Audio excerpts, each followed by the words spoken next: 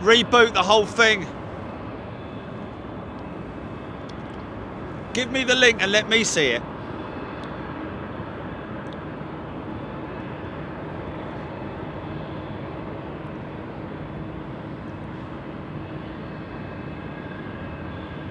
Wow. Yeah, that's pretty crazy.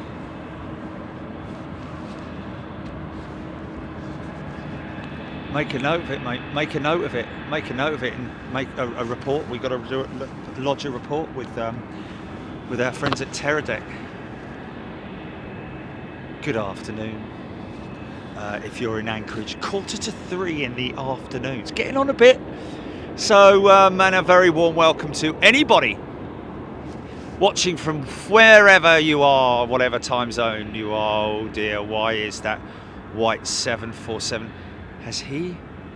Okay, we've got a polar 747. I did, as I drove past there, I did notice that Timmy Toothpicks. If you're watching, I didn't get a coffee, and now I fancy one. So if you're anywhere near a McDonald's or any coffee, there's a lot of cool latte. I think they call them. Anyway, really, lots of cool little latte, almost like little bungalows dotted around on the way around here at Anchorage. I think that must have just come in. What's that? What's the deal with that? Hey, is that the one, Jilly, that we talked about earlier? That somebody thought it might be ex-Virgin. This one here.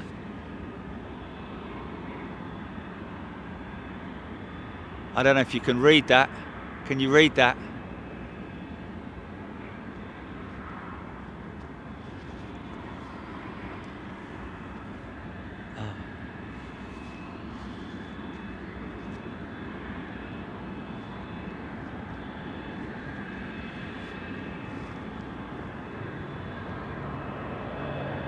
Oh, we could have some rather delightful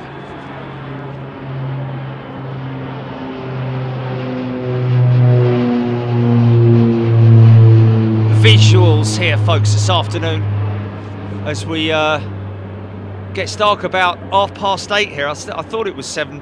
I think it's 7:37. It gets light in the morning, but still around about 8 o'clock last night. It was when I drew me curtains to go to sleep.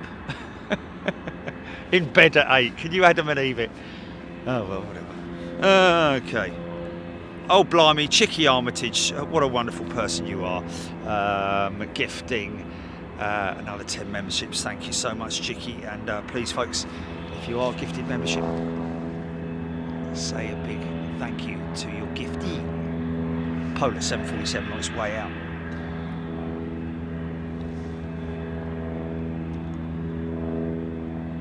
Gary Boakes, 8:45 in the morning. Gary B. Isn't that funny? Gary Boakes and Gary B, both one after the other, and they're probably not related anyway. Wow. Bits and pieces. Victor Vasquez. No one made you coffee yet. Victor Dawn from the motorhome with the boob on the roof from Coningsby. There we go. Yeah. And great coffee it was. Great coffee and great tea. I don't often drink tea anymore, but I have to say, when I do, I think it just tastes that much. Because you drink too much of something, you get used to it, don't you? But every time I have a cup of tea now, it's sort of like once in a blue moon. And thanks to that lovely couple up at Coningsby, enjoyed it there. And when I'm on board any flight, I will always have a nice cup of tea, especially the long haul flight in the morning when you eat that. Great food, I've got to say, on Condor. Had a lovely pasta, you know. Right, a Dash 8 with Polar first. It's a DHL operation. Very slowly taxiing 747-400 with Atlas Air. Obviously being told that he's second in the queue for some reason, but still quite surprised that the runway operations haven't changed, purely down to the looking opposite me at the windsock is quite incredible that they're taking off into this tailwind, but they do it all the time, and hey, very little risk. I mean, it's just purely an aerodynamic advantage if the wind is blowing towards you, because it doubles your speed, so to speak, or increases your speed. Here we go. Gen X power 747-8 freighter.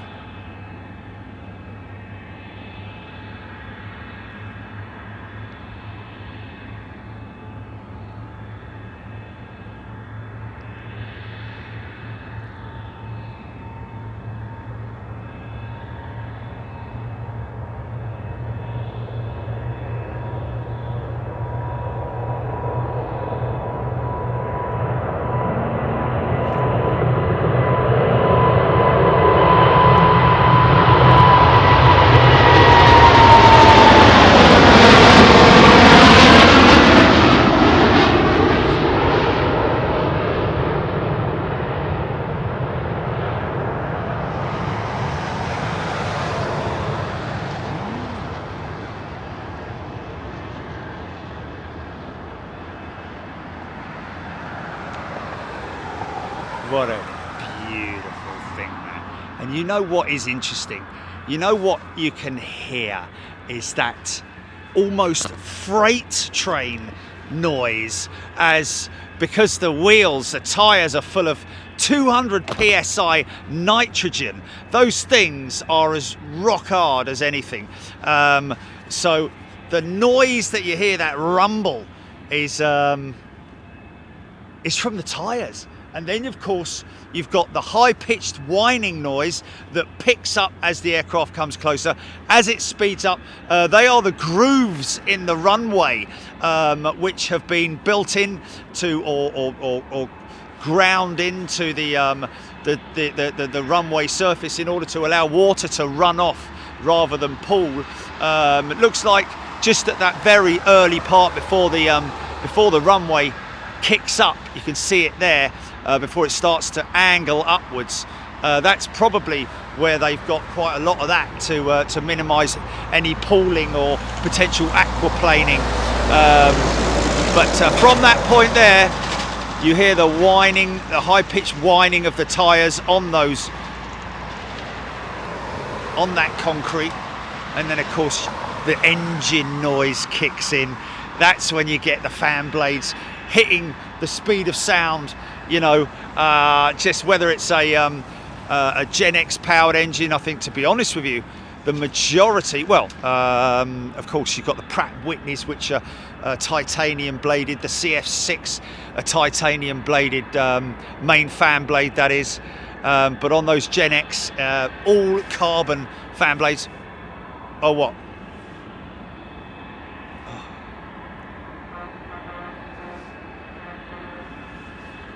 Oh, Ian Stephen, somebody on chat, thank you. Oh, hold on a minute, he's here. Have you got a coffee? Oh, he hasn't got a coffee. Ian, thank you. No, it's cool. But that's good, because I didn't want him to come all the way here and he's bought another coffee. So yes, Ian Stevenson, thank you so much, sir. Billy G, magnificent. What a great way to describe that departure. Magnificent. Almost as magnificent as the views that we have here, folks. Let me just do a quick pan when that Polar 747, another 800. Let me just give you a little shot of this backdrop here.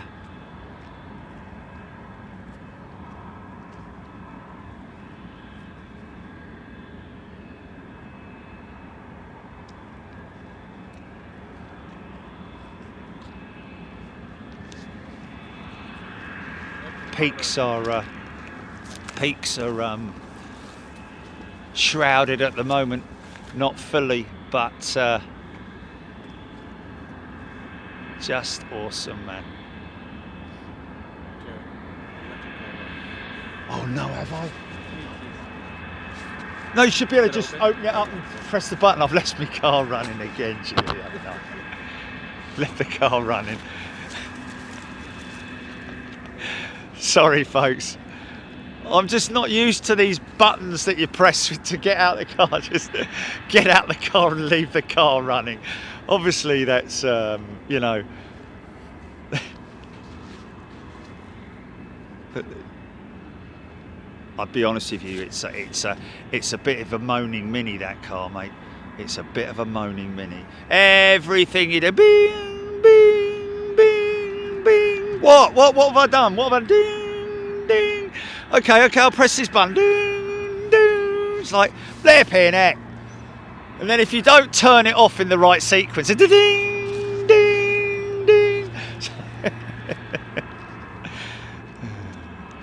So it moans a lot. Thanks, mate. I do the same thing, don't worry. Wesley Cooper has gifted a membership. Thank you so much. What a wonderful thing to do. Double bubble 747. Look at that. Look at them parked up next to each other. Look at that.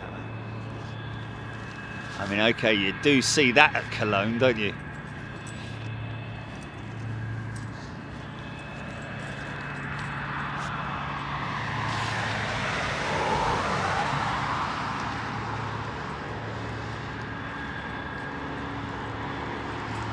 Looks like a bit of a stalemate between those two 747s. Here we go, Polar's on the move. Polar. Absolutely stunning. Nowhere in the world, ladies and gentlemen.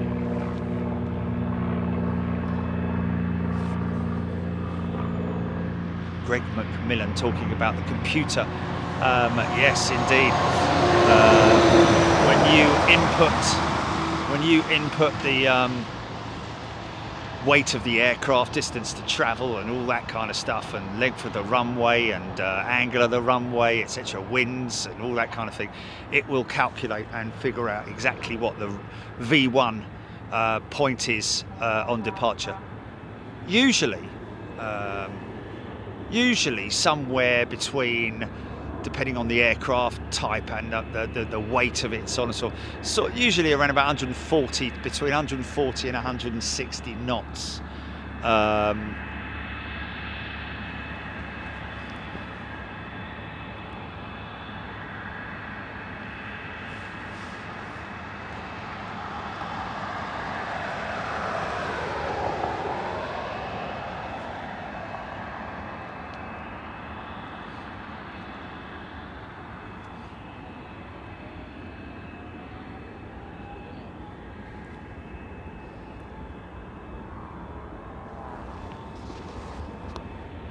So folks,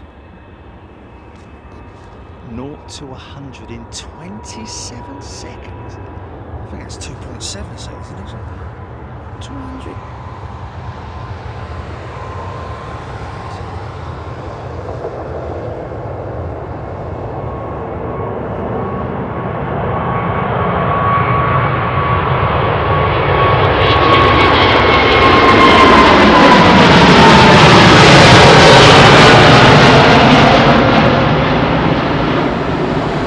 Wow! Those Gen X's, man, they scream. Did you hear that? You can hear the tyres hitting the centre runway lights as well. It's great, man, it's great. Just as they rotate, it's obviously there's a delay in the sound travelling to me, but it is just incredible, incredible. Listen out for it next time when it's nice and quiet. 747 from its approximate takeoff speed of 200 miles per hour.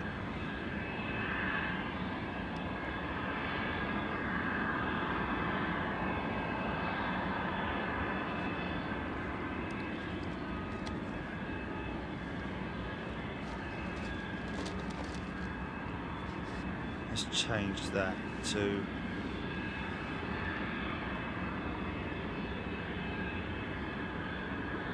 rotate speed 747. In a 747, it is normal for the VR takeoff speed to vary greatly depending on fuel. There we go.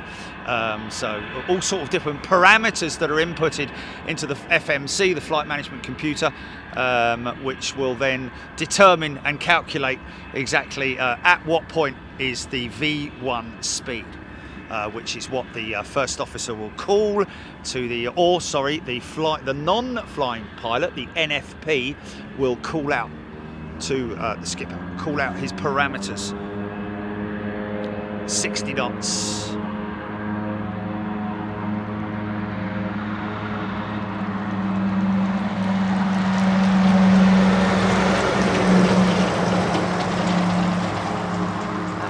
Sitting down there for quite some time. Are you there, Jilly? Copy? Okay.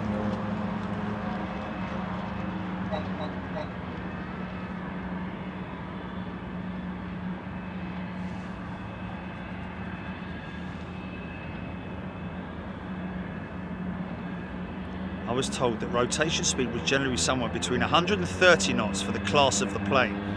But there is a 30-knot variance. Okay, so there we go. Anywhere from 115 to 145. I don't think that's right. I think it's more like 160 knots for a laden 747.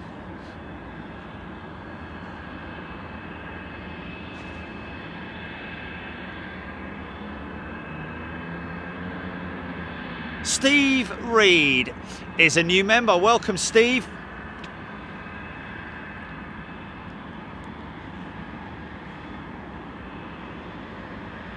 Huddersfield Tim, C-17 approaching from the west.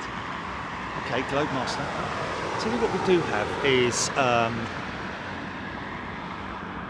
some beautiful cloud formations, especially over there. Look at that for a backdrop, ladies and gentlemen. Where else in the world? Where else in the world?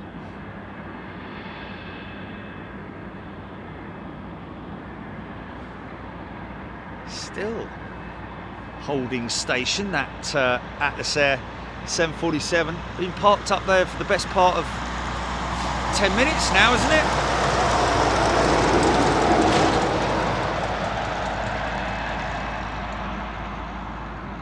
Sarah Deal, Chicky Armitage, Jeffrey Primus, Martin Smith, Clive Clark, Mirror, Philip Lowry, Silver and Fox. There's Steve Reed again.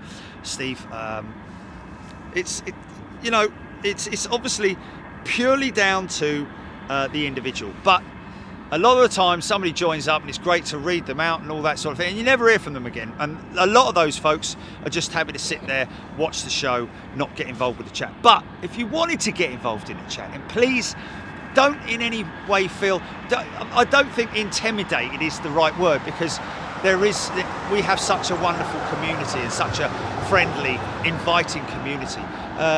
Just, you don't have to worry about anything particular to say, because remember, you're talking to me as well as other folks. So if you want to ask a question, if I don't see it, generally someone may answer it or will answer it, but get involved in the conversation. 200, Greg McMillan, 200,000 would be a very high density altitude. JMAC 72, still looking from the northwest. I did have earlier on. Okay, northwest, yeah, that's to my left. So I'll have to keep an eye on that. Thank you for that. We've apparently got a C-17 approaching from our left at some point. Mr. Toothpicks. Rob Walker. Oh dear, Rob Walker. Oh. I'll push it back over there. 747-400, push it back over there. This is like a wildlife show, folks. Oh, there it is. There's your C-17.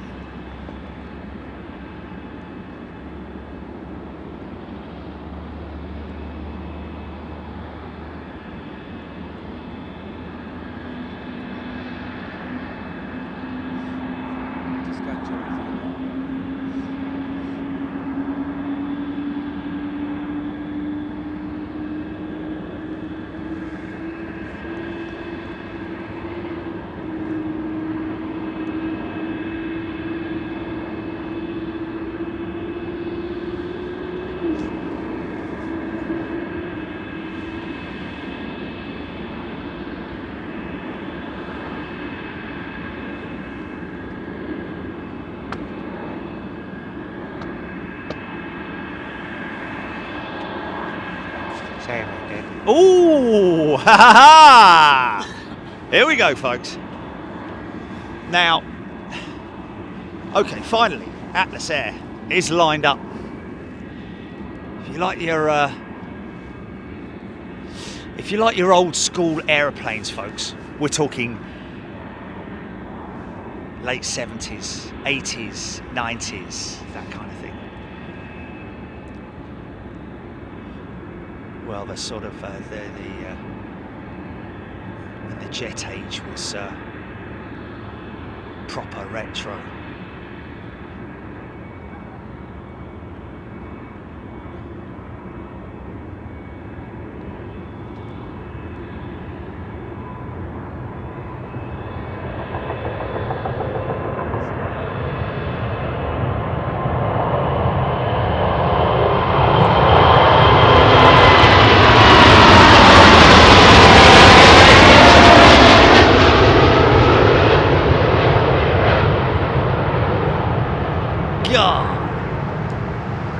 How low was that, man? You hear those tyres, folks?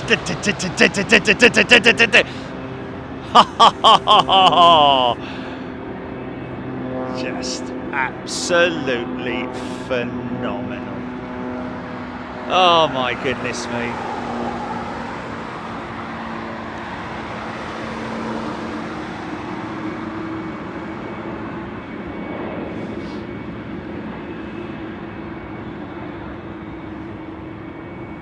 Jazz never appreciated how big C-17s. Look at that, right over the airfield, right over the active airfield. Come out of Lake Hood, that has, folks.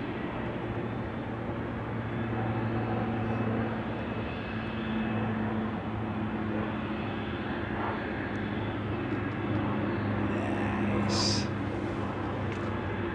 Okay. Oh, what's that? Ha! Didn't see that coming, that Western Global DC MD-11. When did that come in, GP? Bob Shalvoy, that Atlas Air off to Louisville. Mad Dog. Sorry? That was working for UPS. Right, yeah.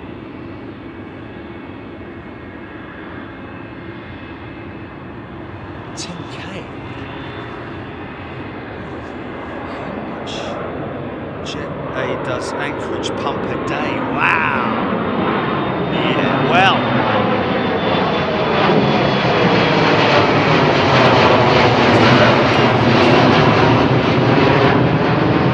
Very good question. Come on, mate. Why don't you come all the way over here? Come on.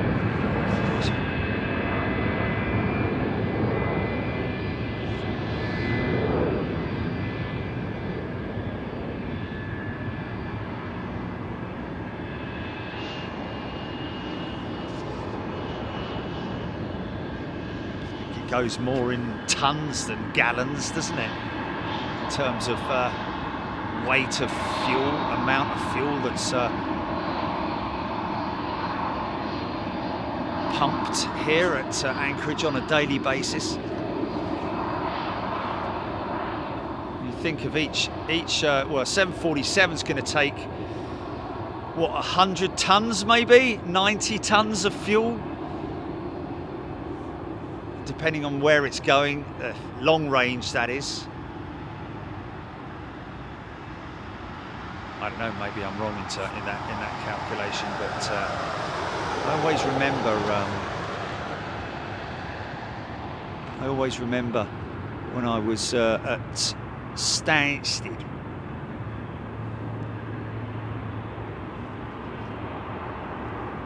Something coming through there. Something's about to appear on the left side. Sorry, folks. I can hear something.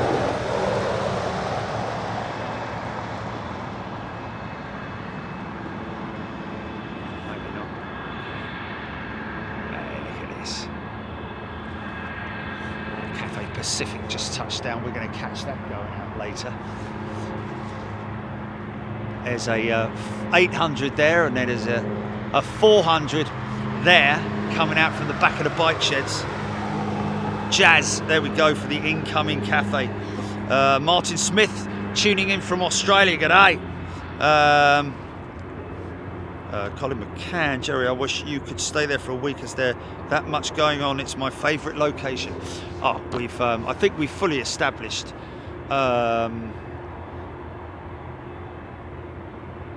Anchorage as the #1 spotting location. Well, you know, in terms of movements, you know, but it's just the fact that it's big, isn't it? Just everything is, well, either big or very old. And plus the scenery and everything that's going on around it, with the seaport next door as well, which, to be honest with you, last time I was here, it was frozen over, so there's no activity on there, unless, of course, it's a plane with skids on it, and the snow would have to be pretty deep then, but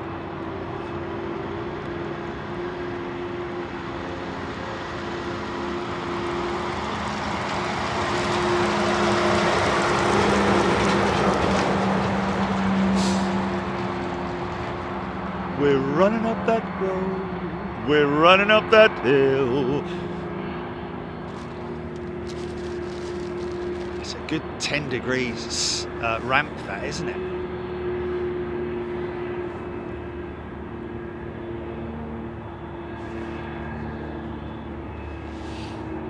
Martin's from Barnet in London. Wonderful, wonderful. Rogue the Tan, Greg Macmillan. They're on the mains too. So who heard that? Oh yeah, that is a C5 by the looks of it. It's a big old monster. They're going out.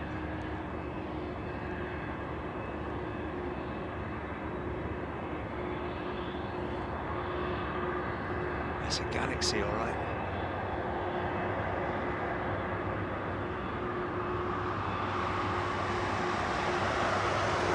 It wouldn't surprise me the amount of heavy stuff that goes in there for maintenance and the like, you know.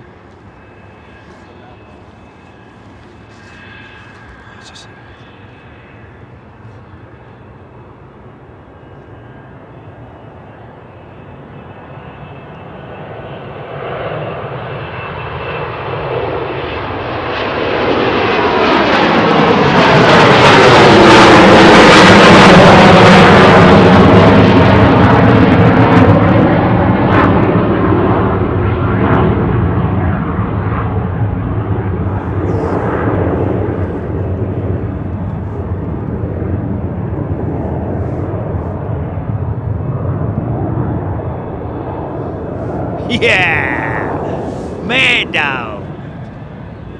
Oh, that's nuts, man. Angry dog as well, man, with those engines. Oh! Looks like he's, it's Asiana, isn't it? Or is it Coletta? I can't remember. I think it's Asiana, isn't it? Looks like his lights are on. Looks like he's ready to go out. Nice lot of jumbo jet activity, folks, to bring you this afternoon slash evening slash what's the yeah, we've got Atlas Air pushing back over there as well, no doubt a UPS operation.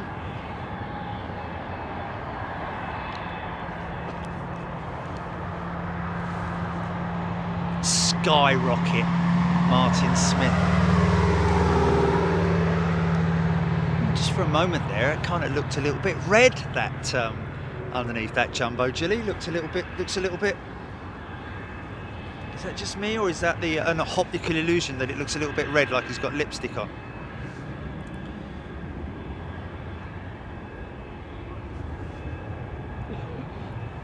Yeah, Tim Rotunda. I saw them loading up one of the Marine One helicopters on a C-17 last night. Or was it this morning? Well, there we go. Yeah, that's, I'd imagine the C5 can probably carry, depending on the type of Marine helicopter, but, you know, maybe a couple of them. Plus some more freight, I'd imagine. C5's got an impressive load capacity. So this is an ex Eva Air 747. Once carried passengers. That jumbo. There's the Bowsers that circumnavigate the airfield. Aeroplanes feeding on it. It's a wildlife program, isn't it, Jilly? And there is the Bowser, of which the aeroplanes will feed upon the Bowser.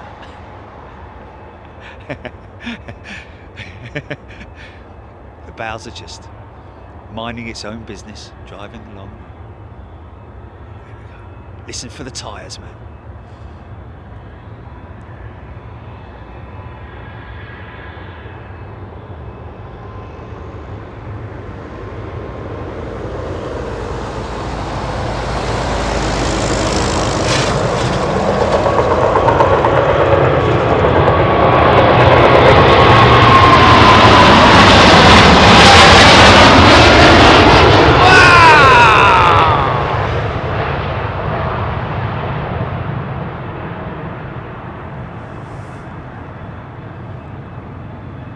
Clickety-clack like a train on a track. Oh man, that is insane. Oh, it's a beautiful ride. Dun, dun, dun, dun, dun. Coming up from the street.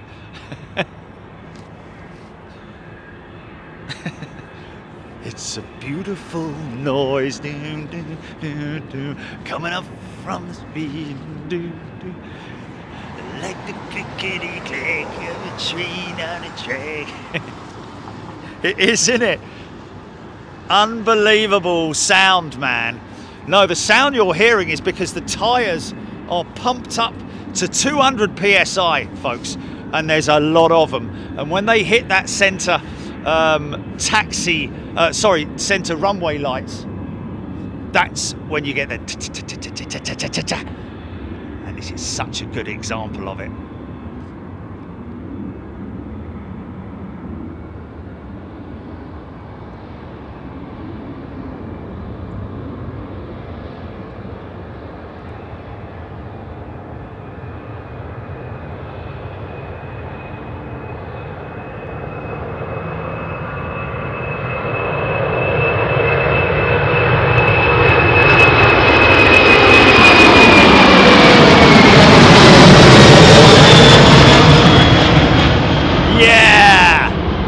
You see, he had it straight down the middle because obviously the noise of the tyres on the centre line, obviously those lights are centre line lights, it means he's slightly off centre.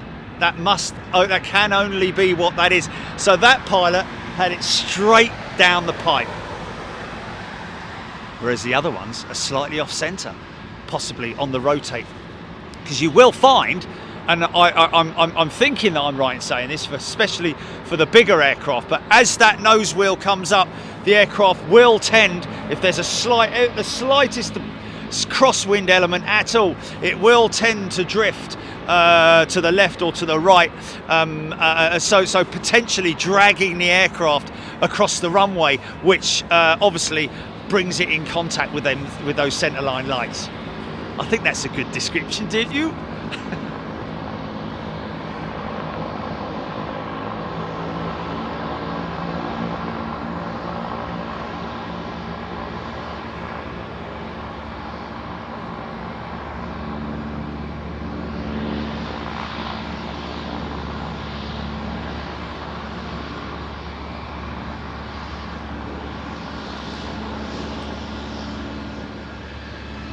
FedEx MD-11 pushing back there. Get sharing, folks.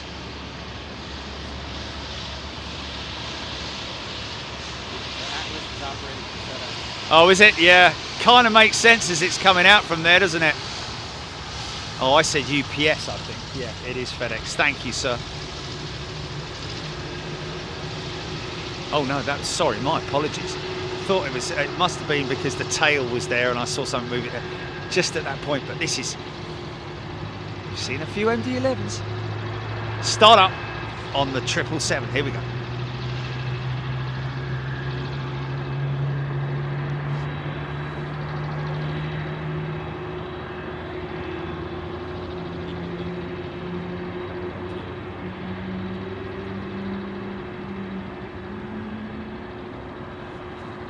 That's the moment when they disconnect the airline to the other side. So now they will disconnect the APU from that number 1 engine, or whichever the other, the starter engine was.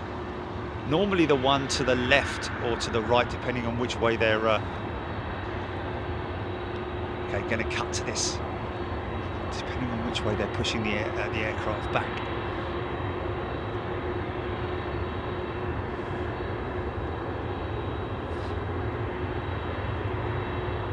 How accurate's this guy? Let's rate him. Straight down the pipe.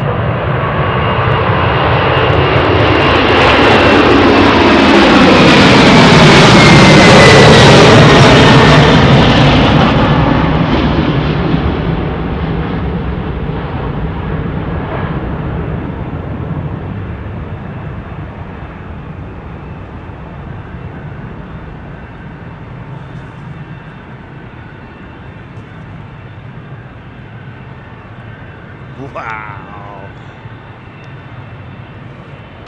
it's beautiful there.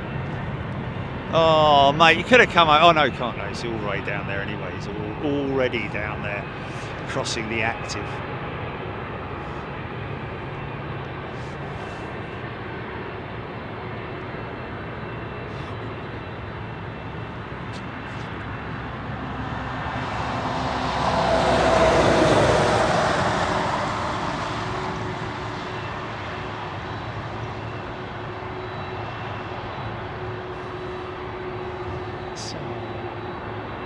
Must have had. Why have they? So that's same as that other one there. Is it operating? There's another one that looks quite grubby with the with what used to be something written on the side there. And looking at the way the sticker is, that looks like Polar. So why are they taking that off? Is that just?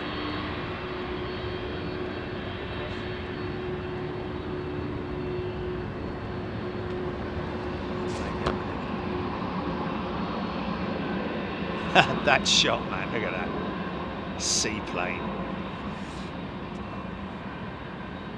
It is mad, man. Oh, Anthony Roberts gifting 20 memberships, thank you. What a wonderful, wonderful thing to do. Thank you, folks. We've got Mark Irvin, SFO Jimbo, obviously from San Fran, Dan Modelling Fan, Jason Clayton, Chris Tucker, Hakan, Grandad, Andy 58, Nick Woodward, Wow, Andy, Anth Pickering, Isidro Magalhães, Jill Blakeney, Bootalang, Joe Wolf Joseph, Sam Watcham, Pat.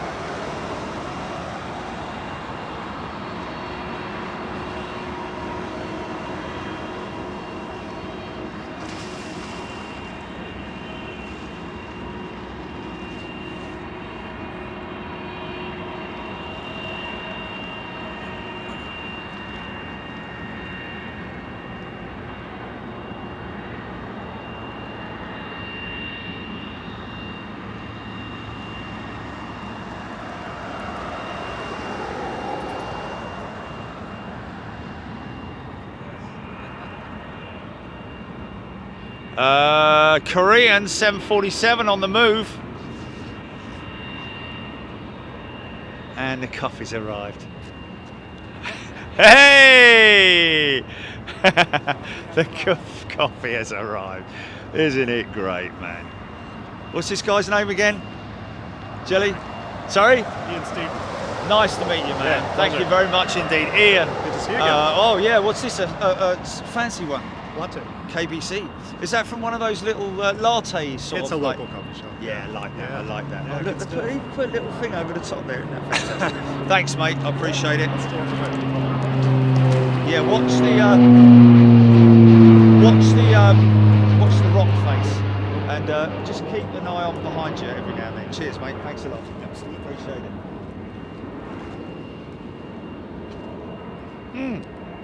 Oh, mate, I'm not going to let this one get cold. Now that is a quality cup of coffee. That's local, is it? Anywhere near the Starbucks that's up that way? This particular one is just South of the tower? Just the other side of the airport. Yeah. Okay. So, because I'm on Secunda, I turn left on at the Lakefront Hotel. Yep. Is it the opposite direction, is it? Yeah, if you kept going past Lakefront, you'd run into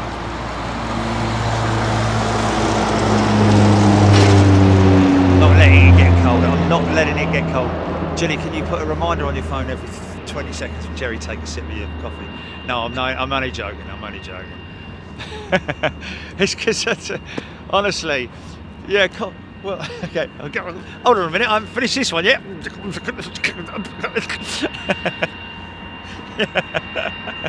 Come on, drink up, son. Hurry up. Oh, but I tell you what, that is really good coffee. Really, really good. You local then, fella?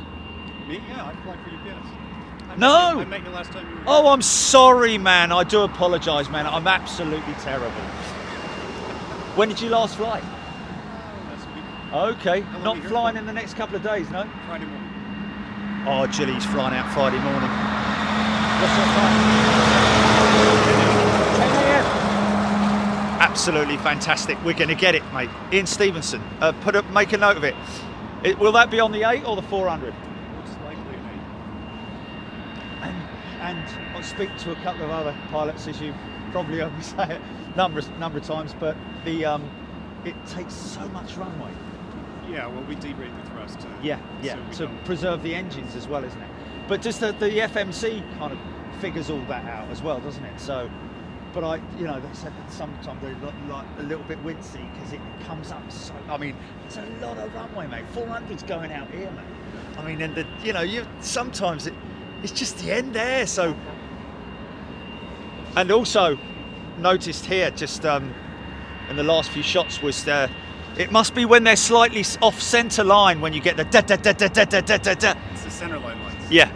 Yeah, but that must be they're slightly off centre line, because some of them you don't hear it at all because they're straight down the middle, but some of them you can tell they're a little bit offline.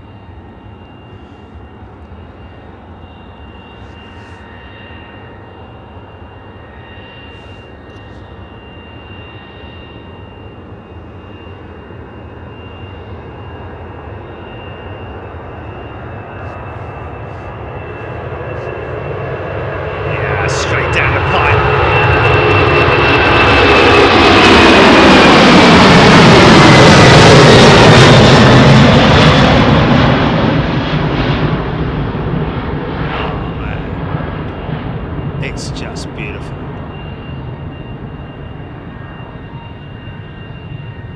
Oh.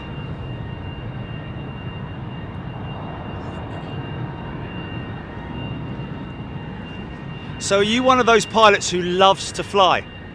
Oh man, ideal, isn't it? I mean, you do get some who are just like, What are you doing tomorrow? We'll go up in my little airplane. oh yeah, of course you've got the one on the The lake, yeah. We won't get a signal, will we, Jelly?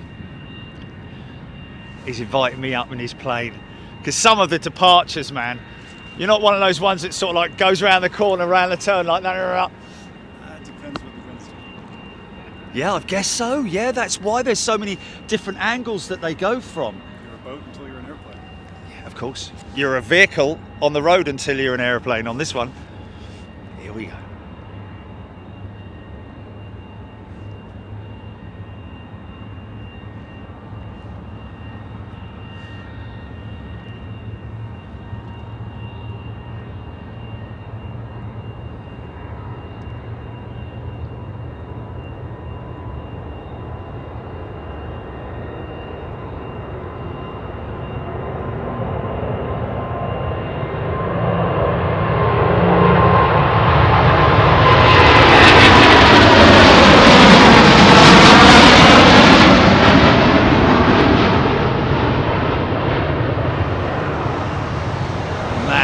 those blades, man.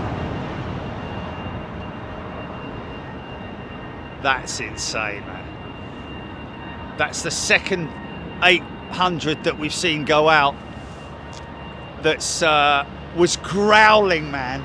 Those Gen X's growl, don't they?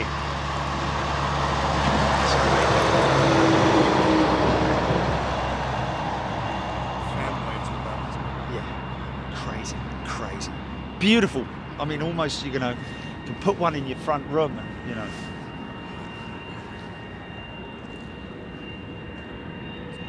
$22 million a piece. What, the blade? No, the engine. I was going to say, flipping heck. $22 million a piece, those Gen X's. Wow.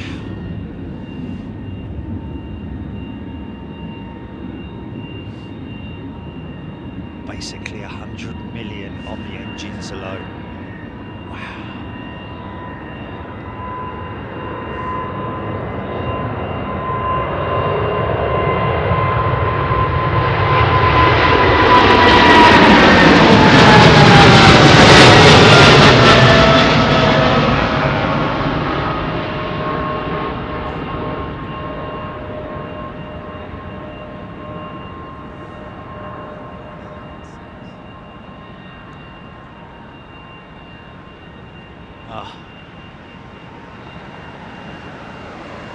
That's a beautiful shot, that. So what about the MD-11 then, man? Have you spoken to MD-11 pilots about how the rate of climb here is just insane? I flew the MD-11 for 14 years. Did you? Yeah. Wow, man, he flew the MD-11 for 14 years, GP, man. Oh, so... Great machine. But the climb rate capability on it is just It's out of this vastly world. overpowered. Yeah, that third engine, well, that third engine on the back is really not necessary, is it? Really? Yeah. Or is it somewhere in between? No, I think it's necessary for the weight. Right, yeah. But it literally does go up like a rocket ship. Although a lot of these jets, they're carrying mainly paper, aren't they? Still quite heavy, isn't it? Or Oh no, these Dash 8s coming out of Europe, we go into the East Coast. no, the MD-11s. Oh, well, they're all carrying about the same stuff. It's all freight coming out of Asia. Okay. So electrical goods, all that kind of stuff. Okay. So a good enough tonnage. Yeah, these 70, 80 tons on the MD. D is just over 100. Oh, is it? Wow. That's versatile, man. That's good. It's more than the 777, isn't it? About the same.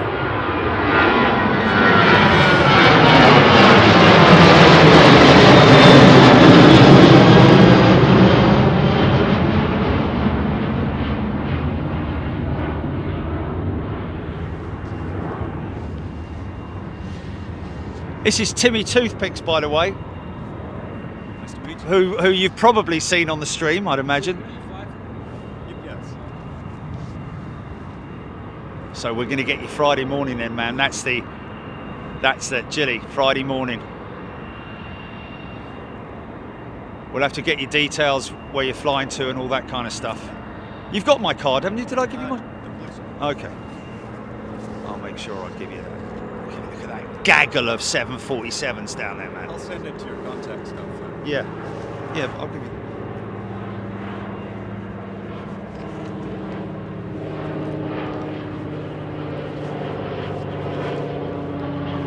Are you here for Friday? Yeah. Leaving Saturday morning. Nice.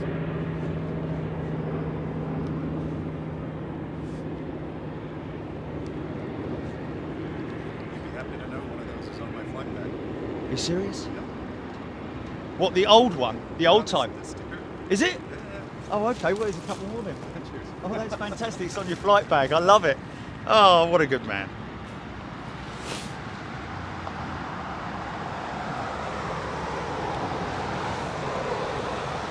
That's such a good thing to do, get that chair. Hey? Oh, that's fantastic. $8? Really? Worth every penny. Oh, hello. Here we go.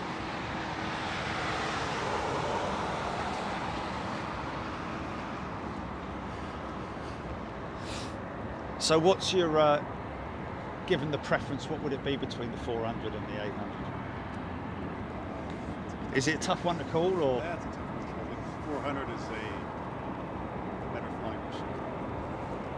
It's Dash 8. Yes, indeed. Yeah, I can see that. The luxury liner.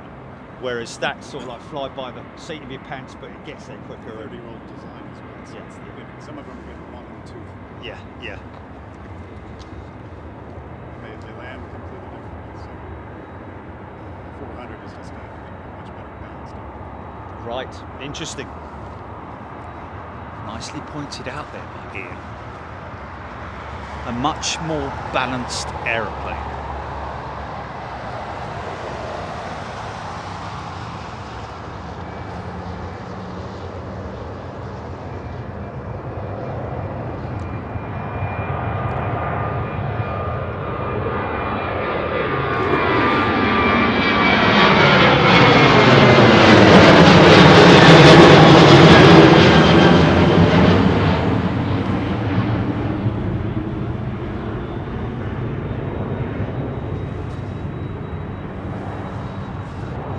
Start.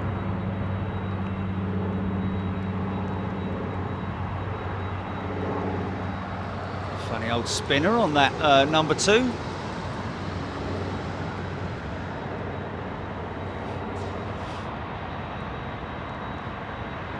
Yeah.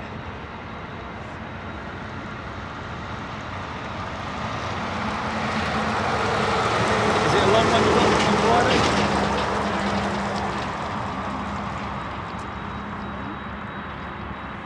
Hong Kong, then Cologne, eh?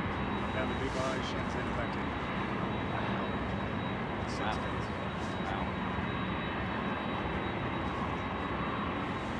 We're talking about the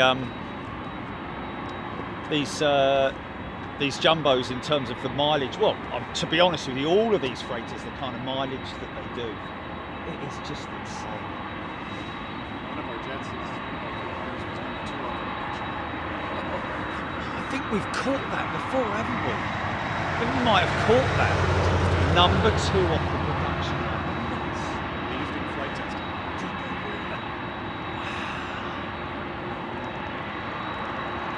That's insane. Did you hear that, Julie? Julie, did you hear that?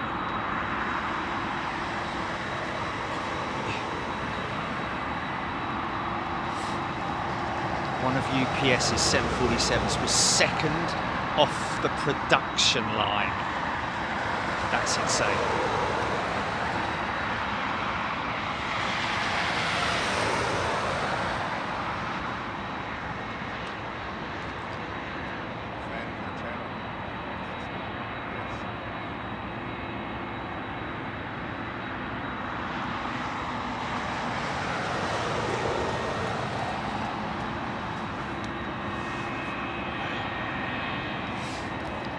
Full of free check.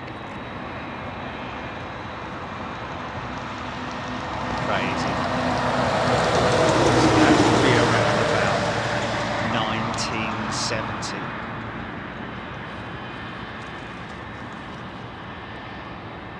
Wow.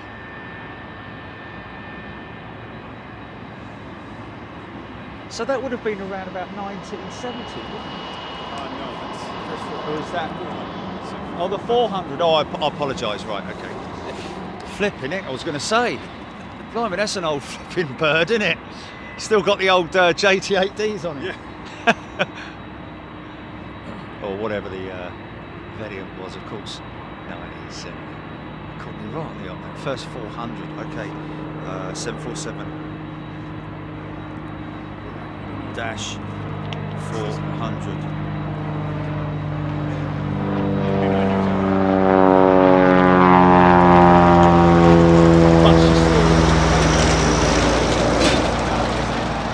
Guys do look after your aeroplanes. They do look, you know, as far as I can see anyway, you know, get some proper grubby ones out there, don't you? But it depends on the livery, really. I mean, you're kind of probably hiding a multitude of brake dust stainage on the back of that aircraft because you can't see it like you can on the polars, you know. Am I kind of right in saying in terms of all the blackness is mainly brake dust that's coming off and getting caught up in A lot of it's exhaust, I think. It's ground power. You'll see up the right hand side of the airplane. exhaust off the ground power unit? Wow.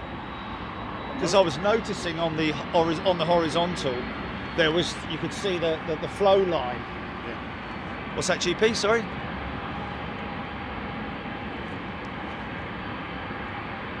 Oh, okay. The tail there, Joey, is just grease. Oh, okay. I will do. Yeah, okay. I should do that. My apologies. Yeah, sorry, folks. Trouble is, I can't mic him up, Jilly. I can probably turn the mic, but.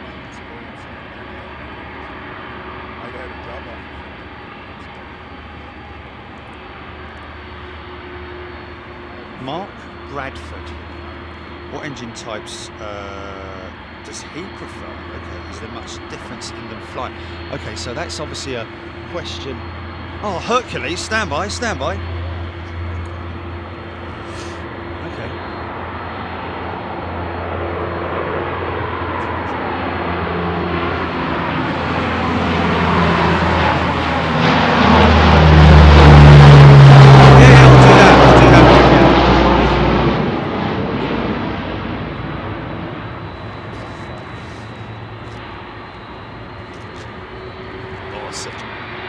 Awesome.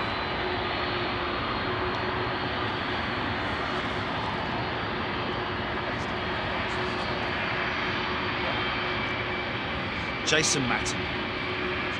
A nice mug of Gary O'Rourke. Sorry, folks. Just, I will, he's talking to another fella now, so I need to wait till that conversation's over. Maybe get him up here. I don't know. Get a little bit closer because he's about 7 or 8 feet behind me on my right. So yeah. Bootle lad loving the Herc.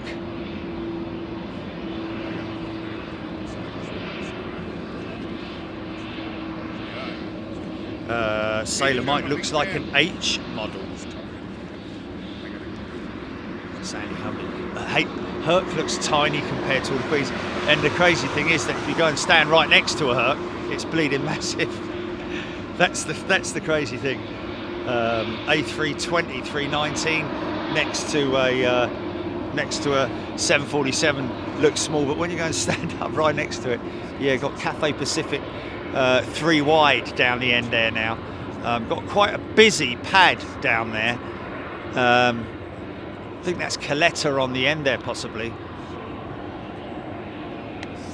Western Global. Oh, Cargolux 747 on the move. Here we go, folks.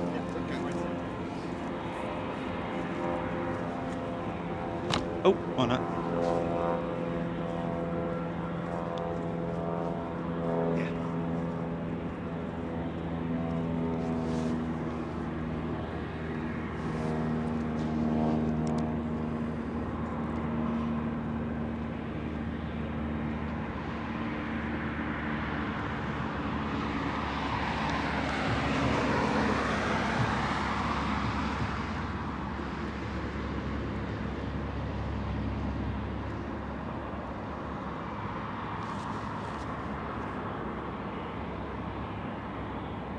Ian, do you want to come and stand up here a little bit closer so that we can sort of like talk about aeroplanes so that people can hear what you're saying? Sure thing. Because, you know, there's me waffling on with you and having a conversation and all they can hear is me asking a question and all they can hear in the background is like...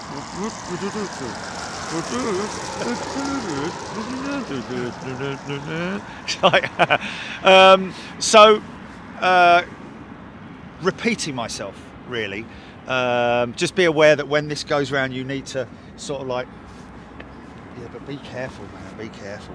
I'm just wondering, would it not be better if you stood here? Yeah. Right. Let's just see if we can hear him. Okay. Just do a quick. Let's just do a quick mic check, Jilly. Actually, what I'll do is I'll point the aircraft Actually, I'll tell you what. I'll point the aircraft at one of his aircraft. How about that? That probably works better, doesn't it? The guinea pig. The guinea pig. The guinea pig. Yeah. Sorry, point the camera at one of his aircraft. Yeah. My apologies. You fly the. How long have you flown the 747-800 for? We started getting the Dash 8s, oh boy, about 8 years ago, I'm going to guess. Okay, stand by. Can you hear that, Jelly? Is everybody hearing that? Okay, about 8 years ago. Yeah. And before that, you were On the MD-11. Oh right, okay. Yeah. For 14 years, did you say? Yeah, but we've had this. We had the 747-400 prior to getting the Dash 8. Yes. So, Of course, yeah. Yeah, but we've had the domicile up here open since 2006. So we had the MD-11 up here doing most of our international flying for that period of time, and then they moved the MD-11 down to the domestic operations when we got our flying Dash 8s. Yes.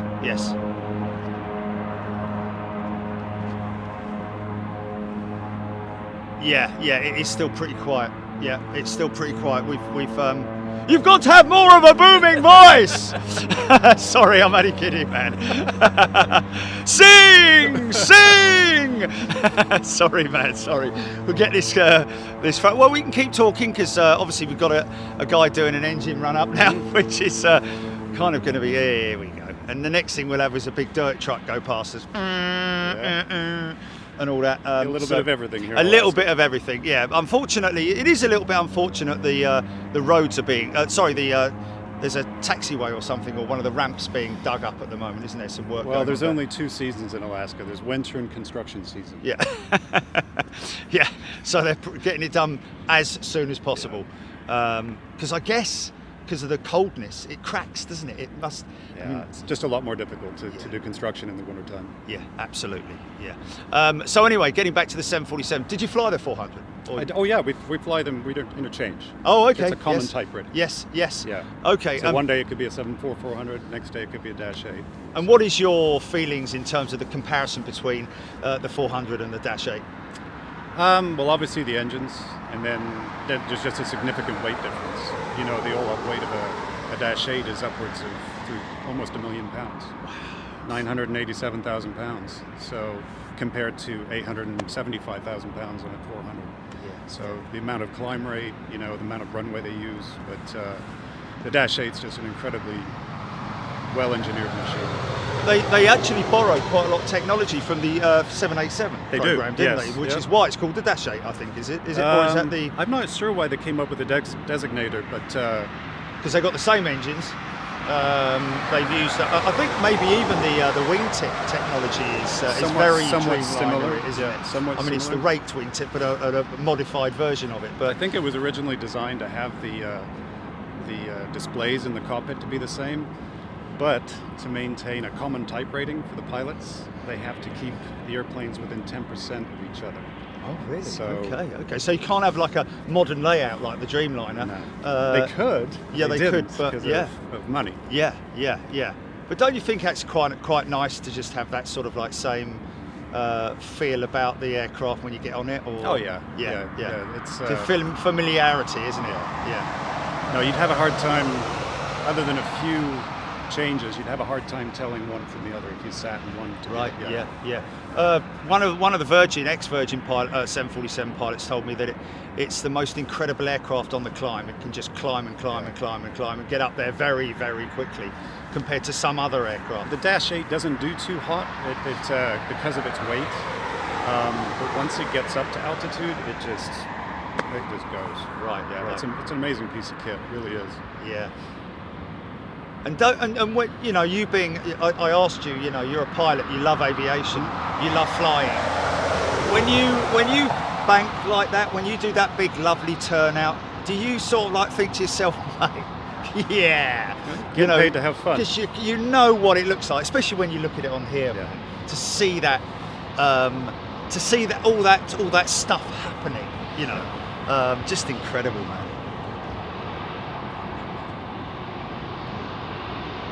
That aircraft right there, that Atlas aircraft, is brand new. Is it really? Wow, yeah, she is very shiny, isn't she, man? Look at that. Brand spanking new.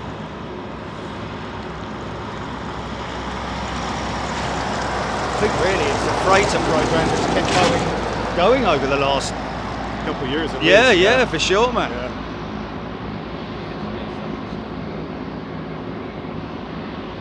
Have you ever flown into Prestwick? I have. You have. He has. I used to fly for Atlas. I flew the Classic into Prestwick. Wow. There you go. Did you get that? Look how shiny she is, man. Clean those engines are. Beautiful, man.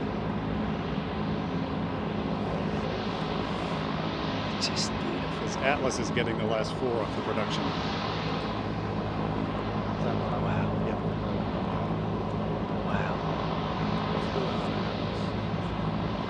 That is a clean aeroplane, isn't it? The best I've done is I flew one of our aircraft that had, it was its second revenue leg. So, you know, they flew it up they delivered it from Seattle down to Louisville, flew it up to Anchorage, and I had the pleasure of flying it back to Louisville, and it still had the new car smell. Oh, yeah, yeah. That's crazy, isn't it? That is crazy.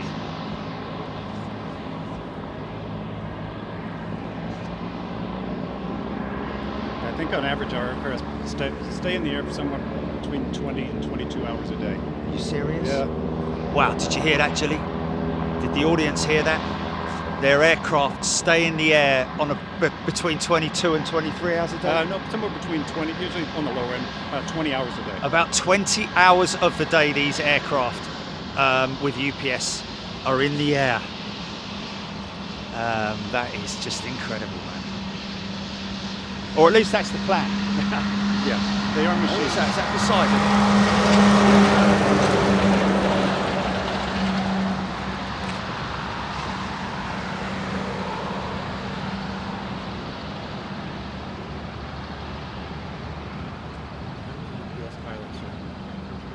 630. Yeah.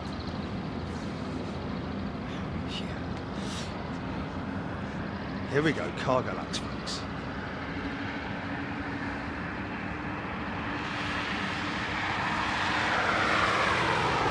So like one of the Formula One drivers would give us a rundown of what's happening, can you stand here and give us a rundown of what's happening as this guy's, you can kind of see it on the screen, but you know what's happening at this point. Run us through it. Well, they've completed their before takeoff checklist, which is an electronic checklist on the Dash 8. They're awaiting their takeoff clearance. Once that's received, all the lights go on, and you run the engines up to about 45% N1. So let them stabilize, and then you hit the toga switches, which are on the forward of the throttle quadrant. And whatever rated thrust the FMC has decided the aircraft's going to use that day is then selected, and he's at it right now. So slowly start accelerating.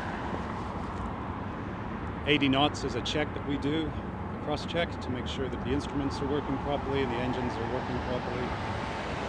And then the next speed that we get to is V1, which is the takeoff decision speed, which he's going to be reaching somewhere about the center of the middle of the runway, right about there.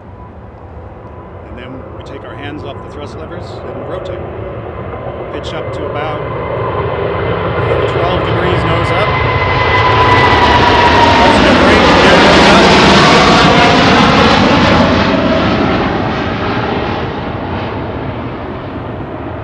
And on this particular departure, we're waiting for 600 feet, and then it's a left turn.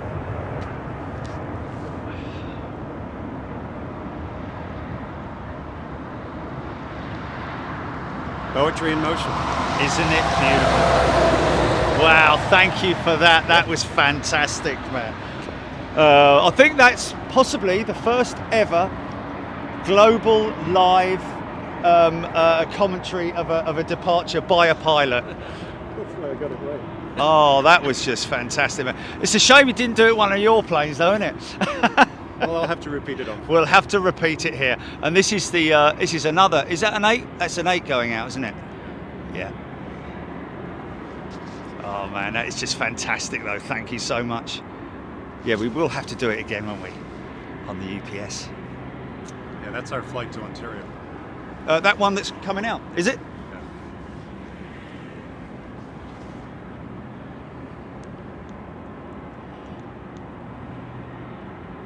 And you live local? Yeah, about 5 miles south of here. Wow, that's fantastic.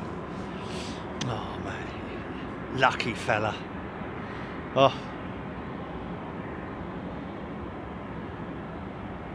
Well, thanks for bringing the nice weather. It's been raining for a month and a half. Yeah, No I know, kidding. man. I mean, really, today. I mean, this morning when I got here, it was dark. I don't know if you saw the No. moose. Didn't see the moose. No. He was here, man. He was here. I've got a video of it. Well, I cycled past here today. There's a trail that goes all the way around the coast. There's 4 or 5 of them back in here. It's probably the group that we had. We had the female and her 2 calves and the bull. All I can say is I got attacked by one this summer, so Really? be very careful around them. Yeah. What were you riding your bike I or? was walking my dogs over. Oh, there you Yeah. go. You see, he feels threatened, doesn't he, with the dog? They get startled and they're really Yeah. That's why when he Yeah, came don't up here, go I just anywhere stood near here. I just stood. They came up here. They started walking up here. It's all on the. You can see, Oh, I was like, That's when you walk honestly, away. no. I thought I'm not going to walk away because he might come running after me. Plus this gear, man, he would have just toppled it down. So I just had to stand my ground, man. I stood my ground. You're a brave man. 4 hours in a hospital room.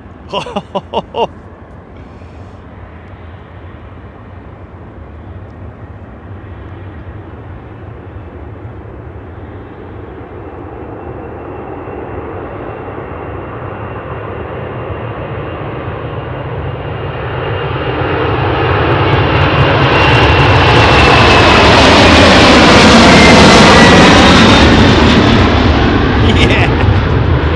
Man, oh man.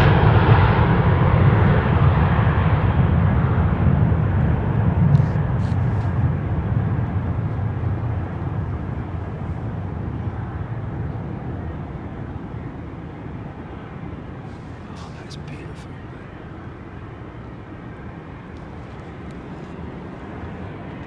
Okay, well, imagine that 1 or 2 of these are, so L1's still Canetta jet down there. I think it's Canetta, isn't it? Or is it Asia? It's Asia, isn't it? 3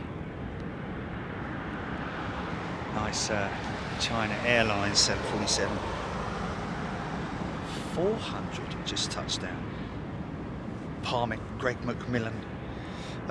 Kevin Pride, Flight Radar says this one is being operated by Atlas Air. Yeah, a lot of aircraft that you see, folks, that are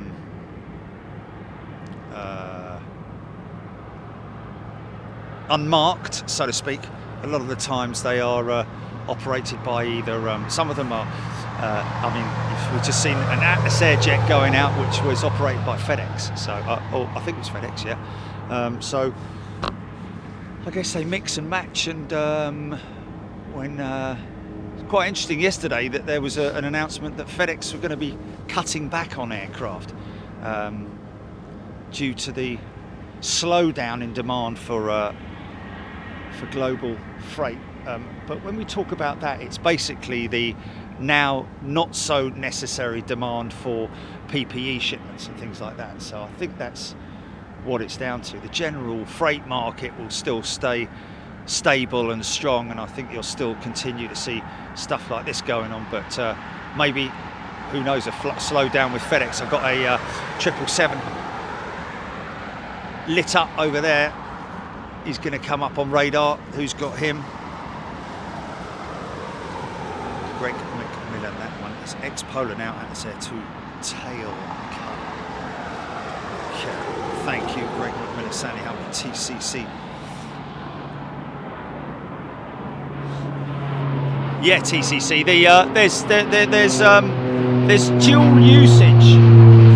Let's just ask him that, because a few people are asking about the fact that, and when I flew the Dreamliner simulator, it was like you said, throttles go up to a certain position, then the toga switch, and that kicks in the computers, and they basically bring the whole thing to life and will take off, take control from there on in. Yeah. Really, you're just there for the ride and making sure that everything's done. So, but there's another use for the toga switch. So there's 2 different uses, isn't there? The takeoff go around is basically the switch, isn't it? Yeah. Do you want to tell the folks about that? Yeah, It's a dual-use switch. It's called takeoff go-around. Obviously used for takeoff. It sets the predetermined takeoff thrust. And then at any time when we're on the approach and the system is active, the go-around mode is active, if we don't like what we see, if we get unstable, we hit the switches, it automatically commands go-around thrust. And we do our procedure, our missed approach procedure, whatever that might be for the certain airport that we're at. And we clean the airplane back up, and then once it reaches its acceleration height, then it'll come back around. We'll bring it back around and reset up for another approach. So when you say clean the aircraft up, you're talking about gear up, flaps, reselecting flaps and slats and all that, reconfiguring it. And of course there are two different. There is a wind shear go around, isn't there? Correct. Where that's you can generally see that it is a wind shear go around when the gear stays down for a predetermined amount of time. Is that right? You're not supposed to recycle the gear during a wind shear event because of the amount of drag that the gear doors create when they cycle. So we're trying to get maximum performance out of the aircraft. You leave the gear welded down until the wind shear event is over. Yes. Did you get that, folks?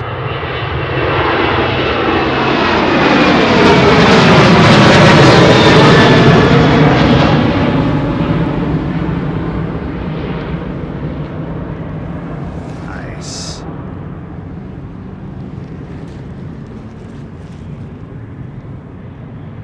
Right, here we go. We've got another opportunity now, so we'll go through it all again.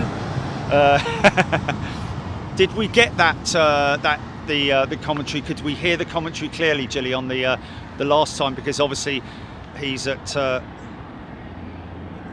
Okay.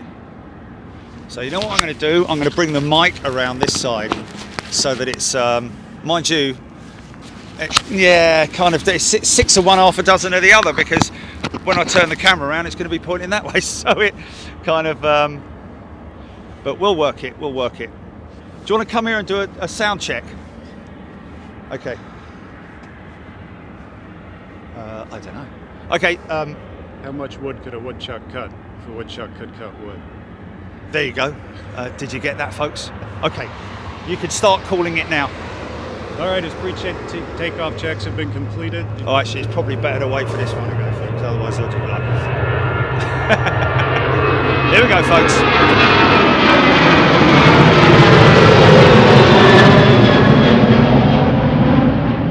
Okay, here we go.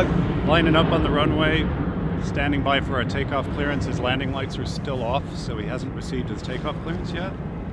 Once those goes on, we'll stand the thrust levers up to 45% N1, stabilize the thrust, make sure all the engines are at the same thrust setting, then we hit the toga switch, which activates takeoff thrust.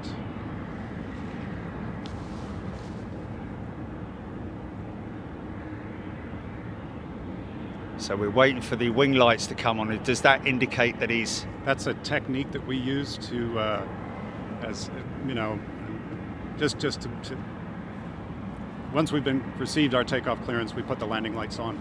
It's also if an aircraft is crossing the runway down here, we know that he hasn't received takeoff clearance. So we're not going to cross the runway if he's lit up like a Christmas tree. Okay, looks like we're going. Takeoff thrust set. No, still sitting there. There you go. The lights are on. Takeoff clearance has been received. Stand them up to 45%. Hit the toga switch.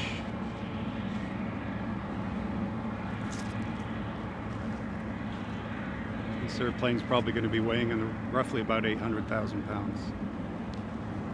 There you can hear it spinning it up now. Aircraft accelerates. We're looking for 80 knots as a cross-check. Make sure our airspeed instruments are synchronized with each other. Next speed we're looking for is V1, which is our takeoff decision speed, whether we can reject safely or not, or go. Captain's hand comes off the thrust levers at that point. Then we're waiting for our rotate speed.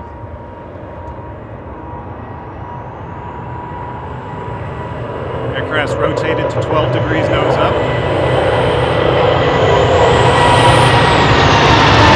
Positive rate, the gear comes up.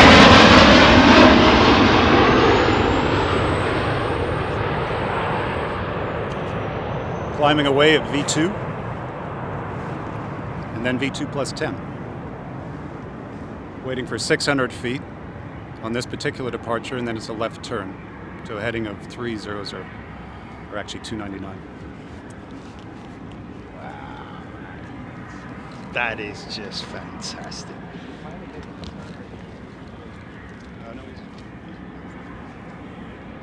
Wow. I gotta get out of here. Oh, mate. Good to see you. Listen, can I leave that Yeah, with you? yeah. Is that all right? Yeah, Thank sure you so thing. much. I'll take care So of you it. got my card. Yeah. And it's Friday. We'll Friday probably at 10 see you. 10 a.m. Ladies and gentlemen, Captain Ian. There we go. Take care, sir. Thank you so much. If I don't see you before, have a safe flight. Thank you, mate. Cheers. Wow, what a pleasure, eh? What a pleasure. Hey, folks. Bootle lad, looks easy, doesn't it? TCC's kidnap him. That was just... that's a bit like the Formula One, isn't it? Or the motorcycle racing where you get the professional to give you the full rundown on what's happening at which turn and braking points and all that kind of stuff. But this and that was just awesome. Thank you so much. What a gent. What a star. Oh yeah, he's invited me for his boat, hasn't he? So he's gonna see you, man. He's gonna. He wanted me tomorrow morning to go on his boat, but did he email Jenny? I think I might actually have his detail. That was awesome, Jerry. Kevin Barnett, thank you, Kevin. Lisbon Spotter, Jason Matt and John Grinham, loved it. Cat K, Phoenix Rising, Parmit, Mark Bradford, Bootle Lad, TCC, Dave Beeler. Great chat, only on Big Jet TV. Isn't it just brilliant, man? I mean, how... Oh yeah, my guy on the left. Yeah, my fella on the left. Oh yeah, that's tricky, man. Oh yeah, because tomorrow, folks, we are on a trek. It's supposed to blow tomorrow, Jerry. What's that, mate? It's supposed to blow pretty good, so it might come this way. I don't know. They might be coming this way. It's gonna blow pretty good tomorrow. What, arrivals? In the morning rather than 7s? Jerry, if I had your phone number, I would text you what time. I would check on flight radar in the middle of the night. Just get all night. He's going to text me in the middle of the night. In the middle of the night, we'll be taking out to sleep.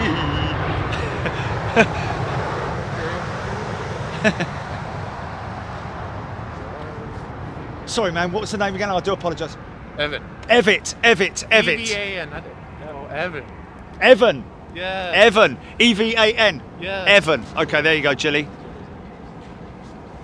It's Evan, and Evan is considering with. Well, I actually put it to him.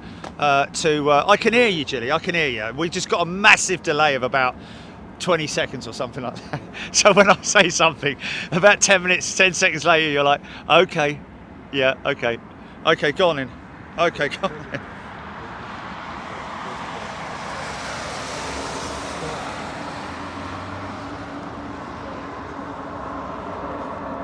Oh.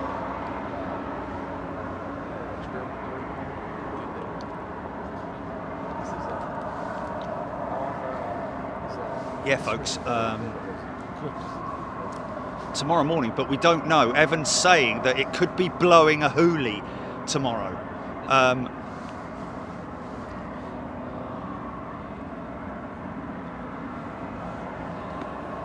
Copy? Southeast winds. Okay. Right, okay, so what Evan's saying, Jilly, is we were considering earlier on when we were talking about going and trying out that spot over at runway 7. Yeah? However, Evan has now seen that apparently the weather tomorrow may favour arrivals on 15. Yeah. 10 to 20 from southeast. Yeah. So. Okay, so maybe that weather's late in coming in then.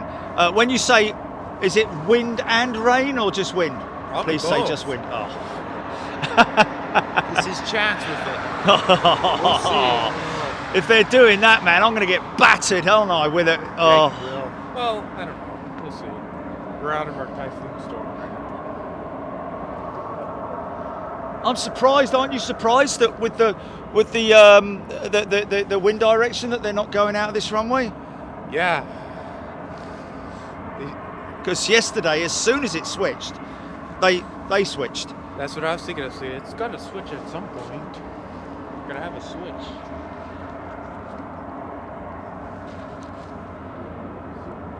Okay. What app are you using for your weather forecast? The one on my phone. Moose Weather. Sure. Okay. What's that? What is it? Oh, just the app on your iPhone. The weather app. Oh, okay. Yeah. Because we've got a different reading. It's showing sunny intervals. Only joking. No. 4 mile an hour winds it's showing. Northeasterlies. Okay, AM shower, so maybe later on then. It's not going to be showers. Let's have a look. FedEx. Is it? Oh man, really? Okay. We've just been very lucky today, mate. And yesterday, really.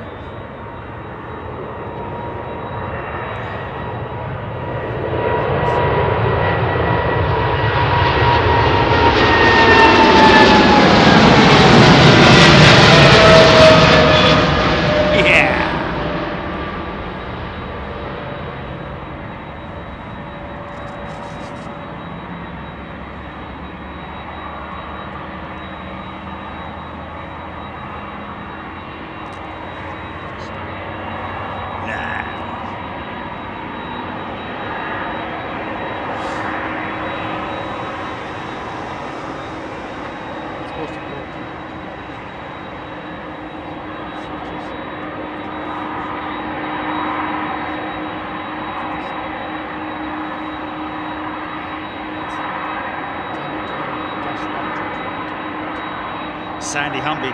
No snow here, what, for about another month? Next month? Yeah, something like that. Next 2 months.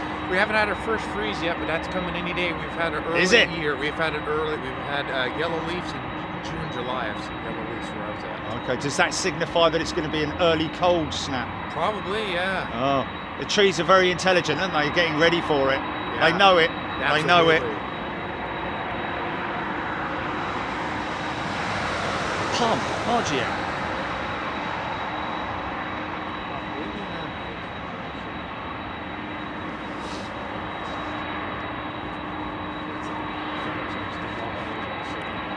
Super Fly Steve, thank you very much. Meta.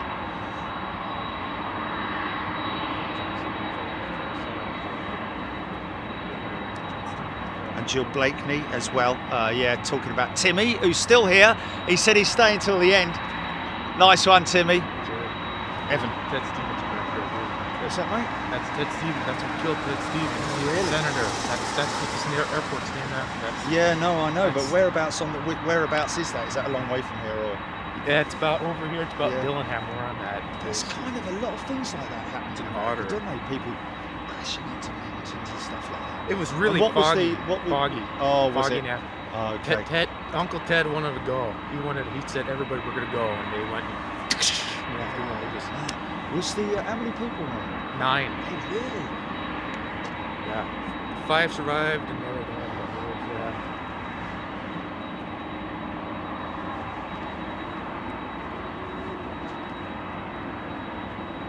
4 survived. 5. Oh, 4 survived. 4 So survived. that's on its top, isn't it? Is that on its top? It's Go on, belly. Yeah. I don't know. That's impact, man. That's a serious impact, isn't it? I'm interviewing Dylan and we'll talk about it. Hammying. It's funny. Don't tell Jilly that.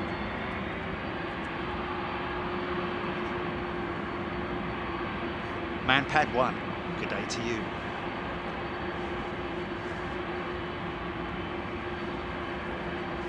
Anderson. Jeff Anderson's off to bed. Thanks, Jeff. Great to see you. Korean 777. Greg McMillan loves the Atlas Air livery. Very simple. Tim Rotunda, what does Timmy do? Well, Timmy is in dispatch, aren't you, Timmy? Yes. Tell us about what you do as we're looking at Atlas Air now, because you work with Atlas Air. So what's your, oh, hold on a minute, let's just get this this triple, and then we'll get a little word with you. And then we'll find out what Evan does. I know what you're doing. Timing, timing, timing.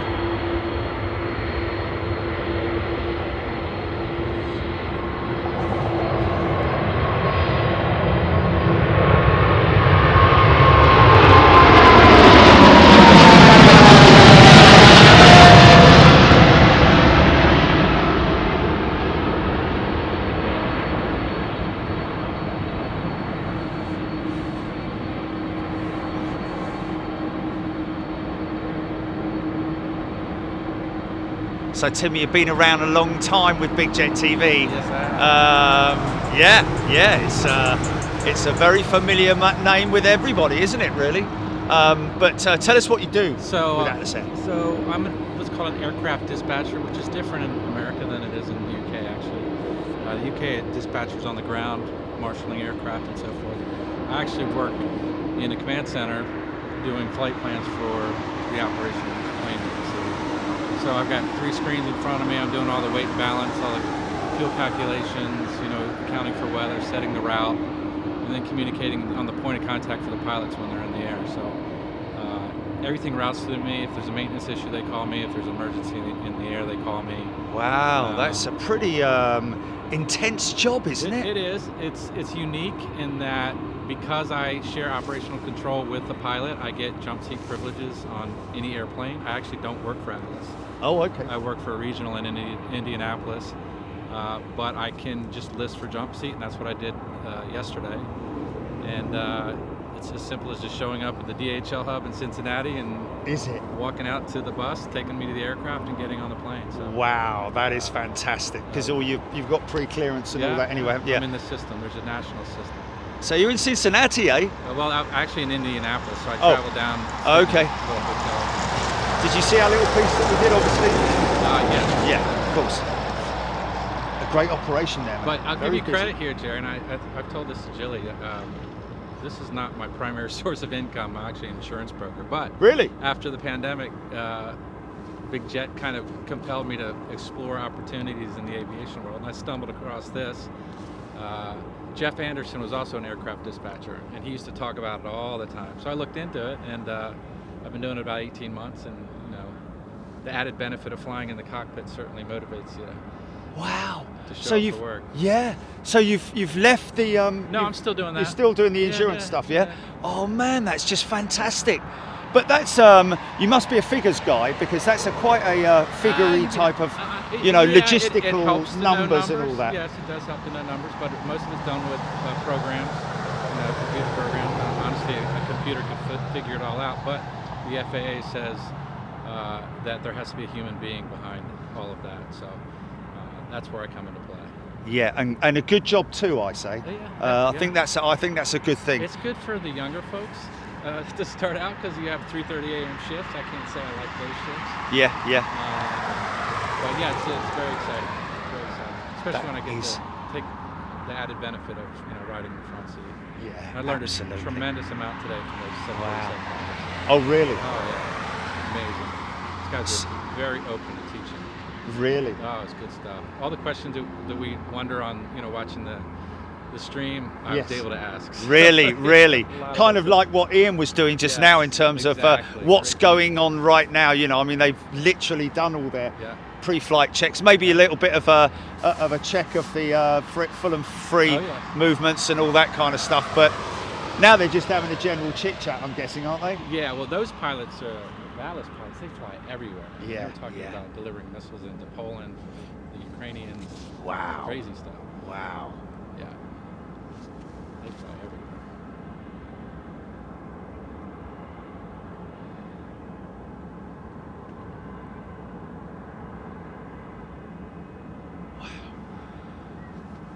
What is that in tons, Chile? 3,000 odd million pounds of cargo in a year. Yeah, they're huge. They transport a lot more than we are aware of. Huh? They transport a lot more than we are aware of. Yeah, that's insane, man.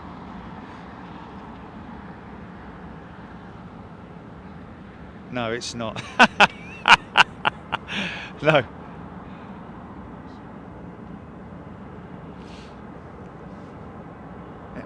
Still not using the right calculation. That's still not using the right calculation. No. Look at that shot there, folks. And now it's time for a rocket launch. Here we go. Man, that's fantastic that you've done that. That's fun. That's really good. And to be, how many trips have you had on the? Well, I've been on the 747 twice. They only let me sit in the cockpit this time, but I actually live in DC, but I commute to Indianapolis, so I'm in the cockpit probably once a week. And that's the jump seat behind the captain. Yeah. It's just brilliant. Seeing it all going on, man. It's just brilliant. Yeah.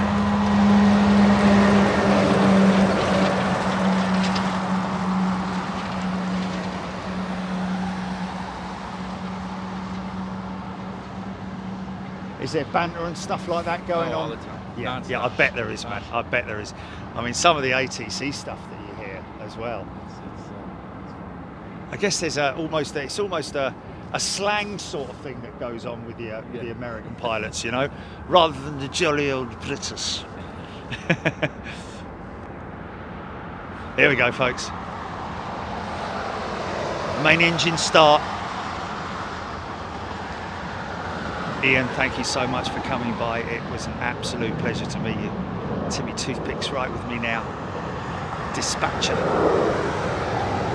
couple of Raptors. Now my favourite jet fighter.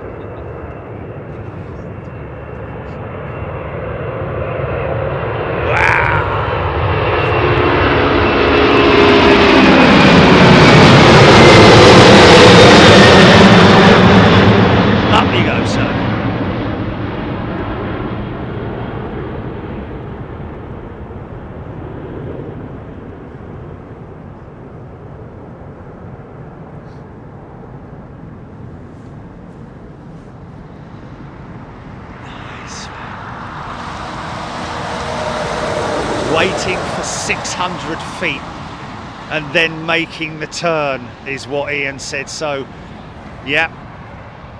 And when you bust through that cloud, man, when it's as low as it was yesterday, we're going to have wet runway action for members tomorrow, folks. Looks like we're in for some stormy weather.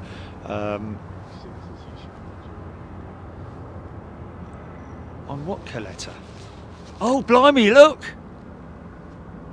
You're right. The APU on that Coletta was on fire, somebody's saying. Really? Yeah, how did they see that? Don't worry, I'll come to this Atlas 747, folks. Just, yeah. How did they spot that?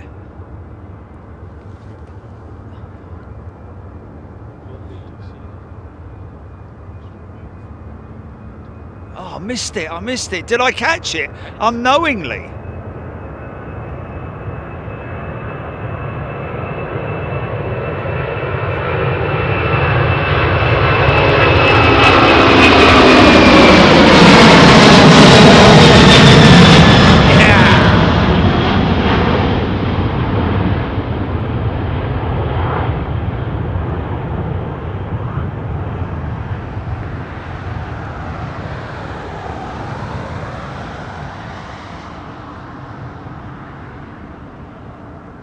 Waiting for 600 feet, then make the turn. Okay. Oh, okay. Looks like he's moving. He's happy. Seems like he's happy.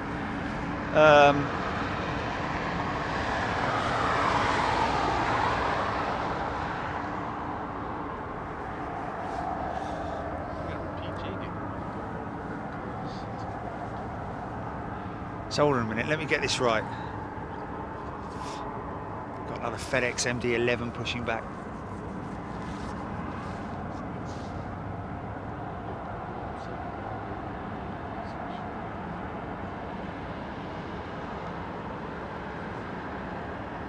No, man.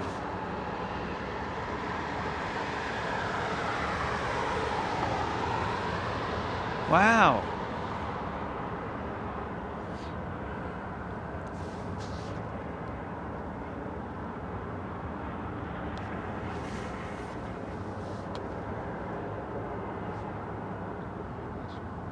Yeah.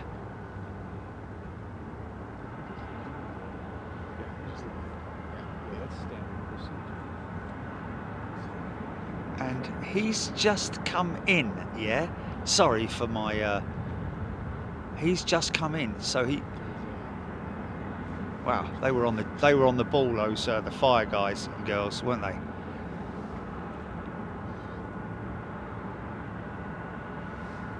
think that's the one he's talking about, this one. He's 25 years old.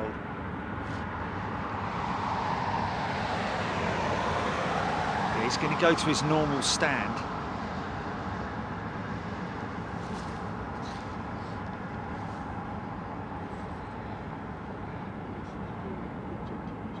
Obviously, so they went to turn on the APU, activate the APU.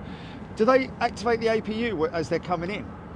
Or depends on how long they're stopping for, I guess, doesn't it? Once they turn down a couple of the engines, it depends on when they turn on, but they'll turn it on. It's usually when they're down to a couple of engines. Okay, interesting. So that one flaming out. I think something may have happened prior to landing, and this is just standard to follow. Well, apparently on the screen it was just all big black smoke and flames coming out, yeah.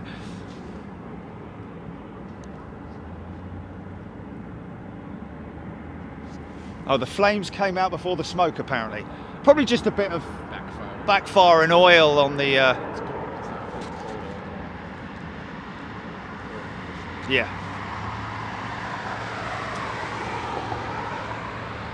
Gregory Jancic. G'day, Gregory. Thank you very much indeed. LFC Ian, I thought it was something to do with the groundworks in the background. Let's just have a quick look. I'm looking at it myself. There you go.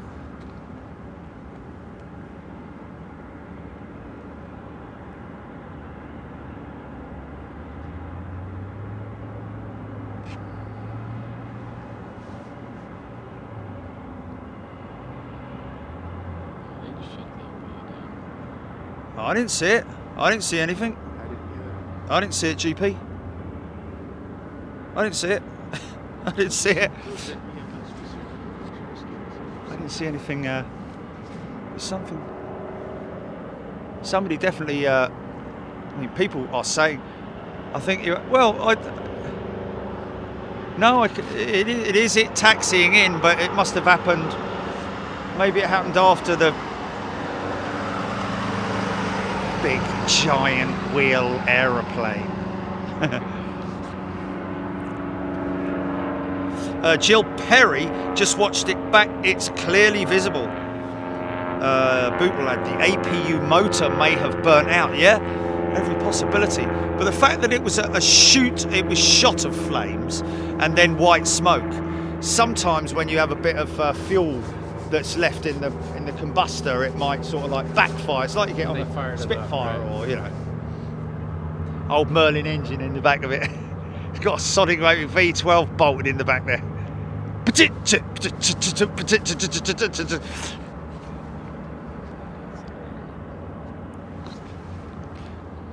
Is it 1 minute 10?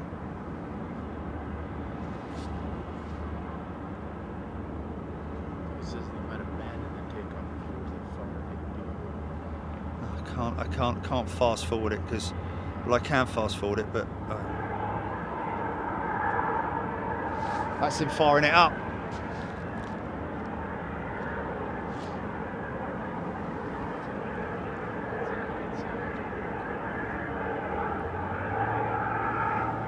Oh! Yeah, man. Watch.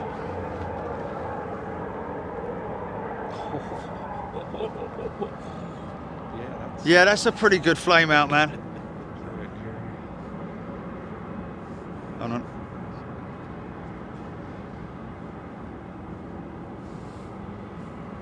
So 110. Here we go. Whoa! Oh my. Yeah, yeah. Good. Jared doesn't like his own video. Yeah, it's probably we fired it up. Yes, it looked like it, didn't it? It was definitely a sort of like a... I mean, sometimes when you see a car going into a turn and the fuel's the raw fuel's being burnt in the exhaust, you get that sort of like... I think that's all it was, to be honest with you. And seeing as the fire units, they've gone, haven't they?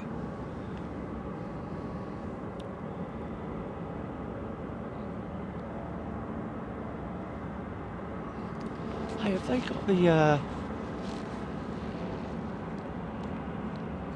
Oh look, they got the...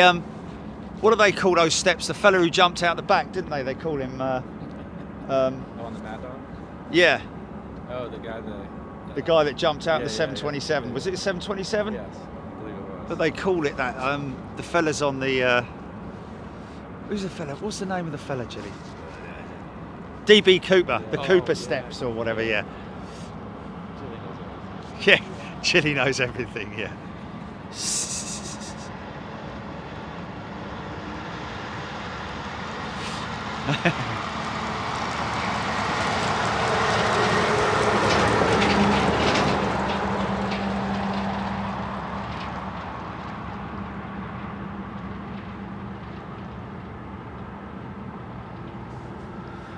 I'm trying to watch them.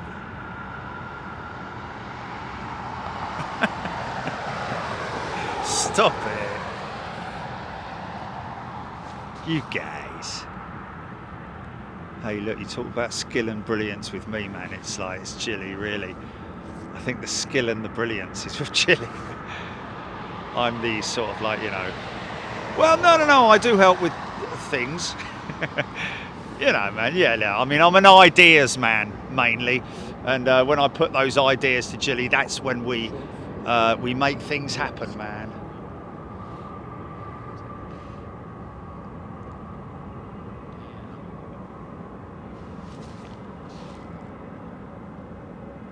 Can we do this, Chilly? Let me have a think.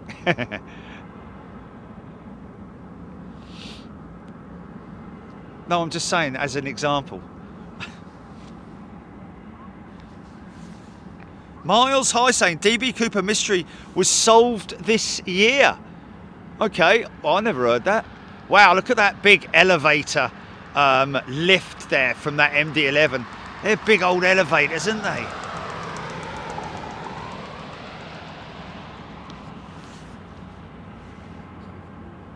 Always surprised at the pitch angle of the horizontal stabilizers. Look at that image there, man.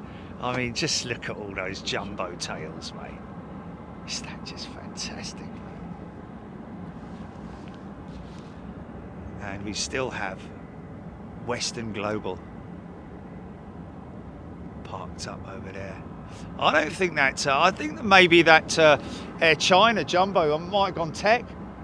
It's been there since this morning. They're usually within 2 hours, aren't they? What are we talking about? That Air China jumbo, right down the other end by the South Terminal. Right now. You what? Is it this Jared? There's one Yeah. leaving right now. Oh no. There is a China Airlines there, but I'm talking about the one over on by South Terminal. Yeah, I see it. That's been there since we started this morning.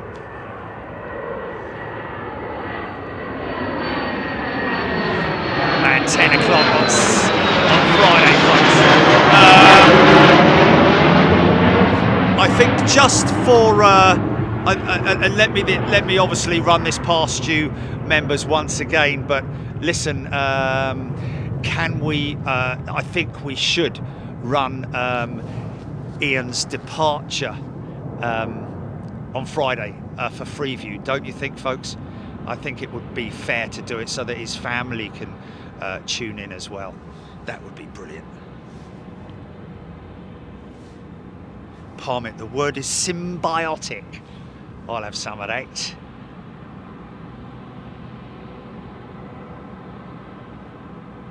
Wow. One aircraft in the UPS. That's quite surprising, isn't it? Right, let's make sure that this jumbo doesn't backfire.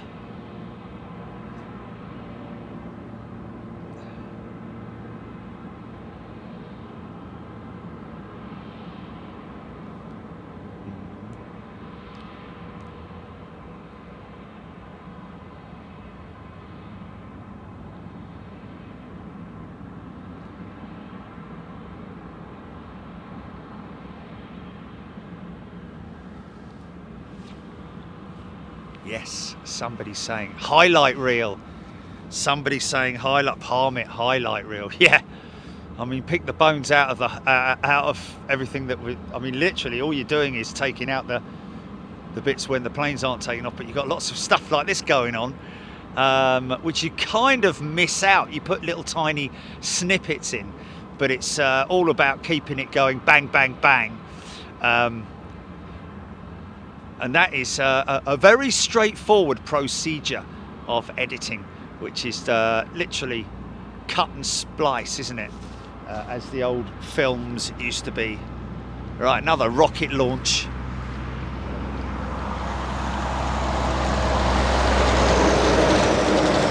Bob Chalvoy, thank you everybody. Looks like it's unanimous that we're going to be doing Captain Ian's departure on Friday, 10 a.m. here. Folks, 11, 12, 1, 2, 3, 4, 5, 6, 7. That'll be 7 p.m. UK time, won't it? Is that right, Jilly? Is that right, Jilly? 7 p.m. 10 a.m. here, 7 p.m. UK. Scooby, Craig Wharton.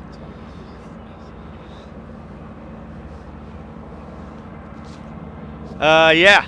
We did do a little short Anchorage Seaport show yesterday, folks. I fancy going over there and doing it again, though.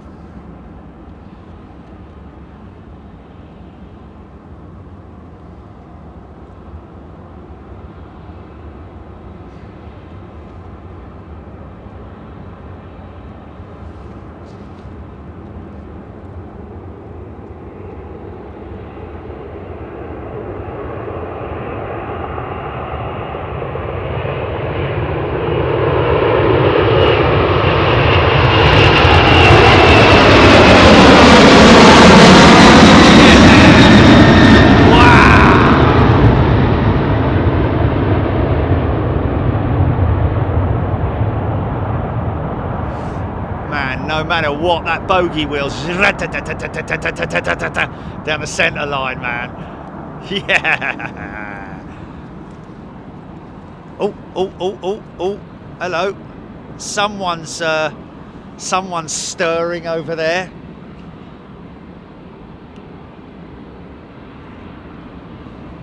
Oh, mate, now what you need to do is you need to push back, yeah, and then come straight across here.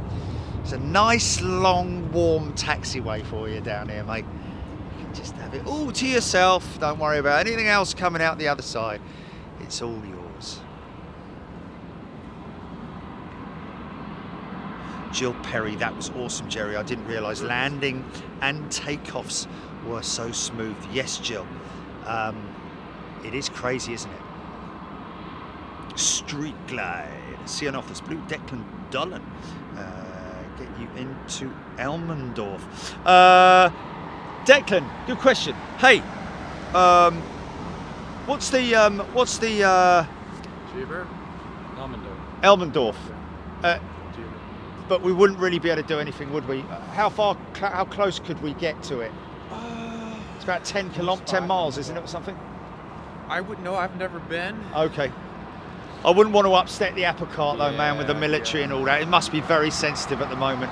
I think we'll stick with what we're doing. It's like, you know, we've got passes here, everything's good here. Yeah. I think we'll just give that a miss, folks. Although I'd love to, obviously, don't get me wrong, lots of activity over there with the F-22 Raptor, my new favourite jet fighter. it's just the most slick looking jet. Yeah. Low profile jet. Seeing off as blue, what are those two arches for? Oh, I think that might be the far end of the airfield. That's I think that's just a,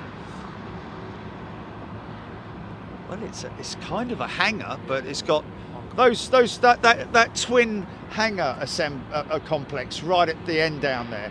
Is that literally always like that, or is there a centre section that joins up in the middle? This is an old Cullis base. This is an old base back in the day. Ah, so fighters would be in there.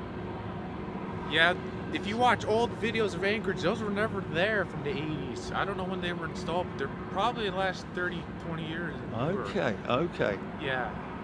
But that's why they're two separate ones, because they were just for fighters. Probably. Yeah, right. Okay, folks, well, there you go. There's your answer. Gary O'Rourke, that cargo door got windows in it. Now you can see Atlas Air's Dash 8, brand new 747, brand new. Look at the rear of the engines are still. Oh, it's beautiful, isn't it?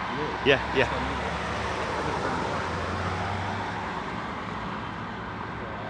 Right, you might get a little bit of a cold start from these Pratt & Whitneys.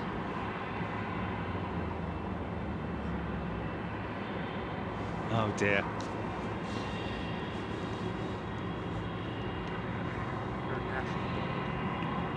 Oh, blooming heck. Okay.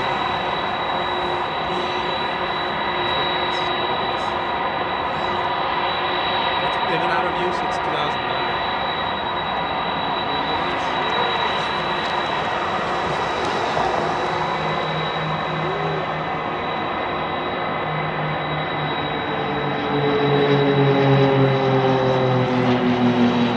Yeah.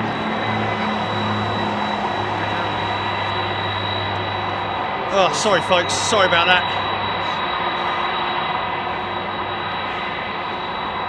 Jorge, good evening to you. Good morning, good afternoon. Gary O'Rourke, Declan Don and Foxy Pete. Oh, we might get a nice big power. Here we go. Go straight. Yeah, go straight, man.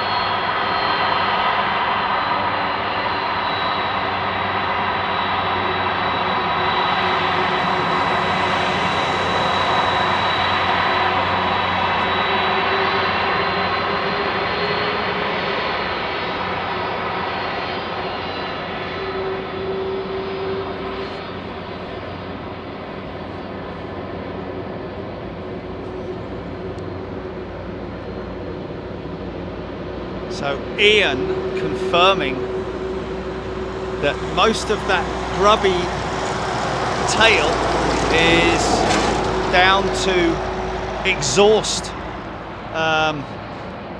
That is exhaust staining there on the back. I mean, he's doing the loop, isn't he? 777. Takeoff set. Here we go. Wait for the wheel lights to come on. As Ian says, build the engines up to now, and then pull the toga switch. Or lever, I think it's a lever from memory. Cathay Pacific 747 taxiing for departure, folks. And I'm hoping that I would imagine that Western Global jet will, wow, there's 2 Cathay Pacifics pushing back at the moment, folks.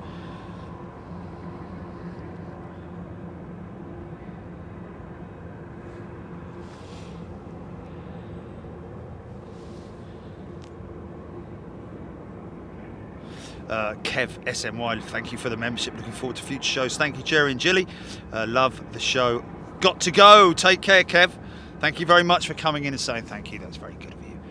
Thank you so much.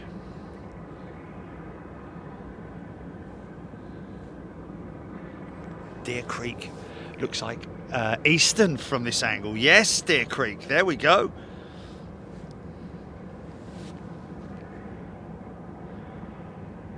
Does have that look about it, doesn't it? Eastern. Nicholas Gray. I don't know. If you had a 747 in front of it, obviously the 747 would look bigger than the. Just going to quickly cut to this, but that one would have to make the edit, wouldn't it?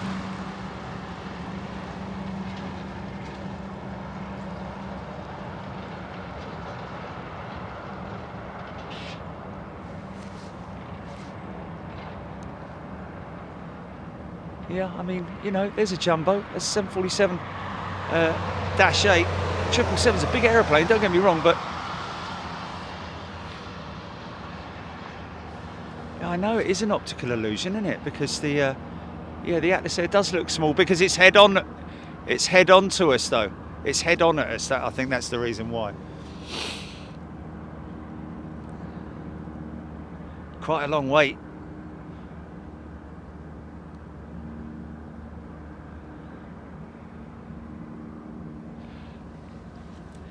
Craig Wharton, DC3, approximately 15 minutes out. Thank you, Jason Matten, as well, confirming that.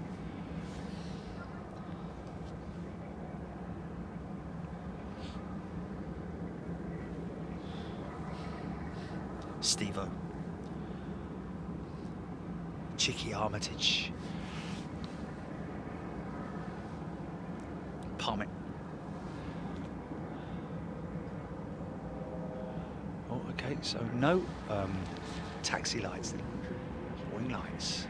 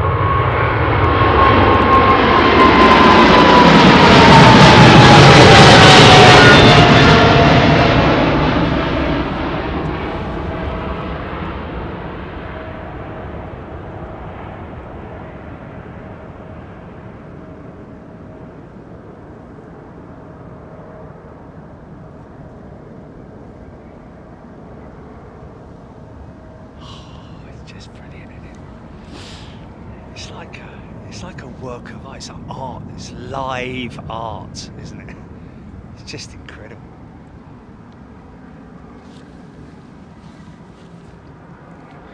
The Martian Queen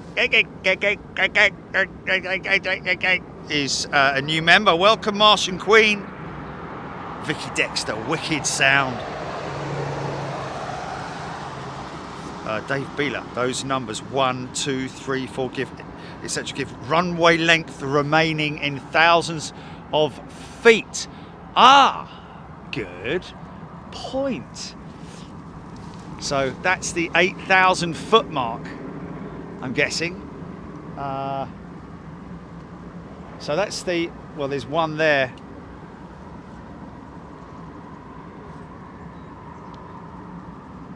Would that be, there's your 6,000 foot mark.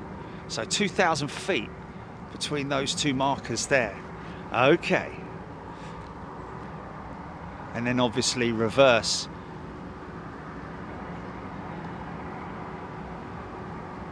There's your 1,000 foot. Interesting. Okay, thank you for that. Who said that? Dave Beeler. Great info, Dave. Brilliant.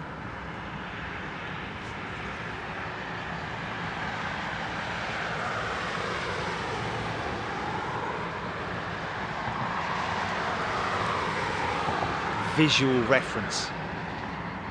Yeah, I think that 747-8 opposite us has had its engine cowl up more or less all day. Cathay Pacific has clearance for takeoff. Steve Buck and both these Cathay 747s headed to Hong Kong. 3 Cathay 747s now. Wow, makes you wonder whether it's all one big order.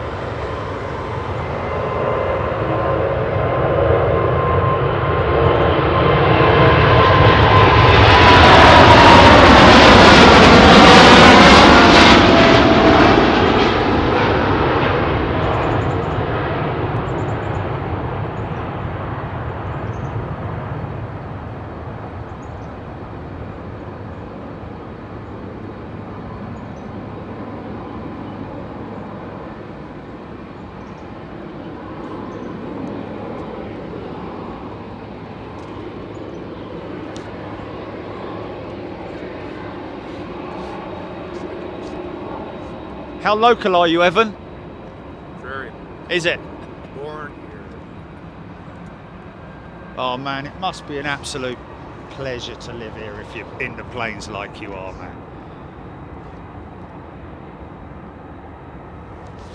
Come up here every day in all weathers and just enjoy the sights and sounds of the most crazy airport in the world.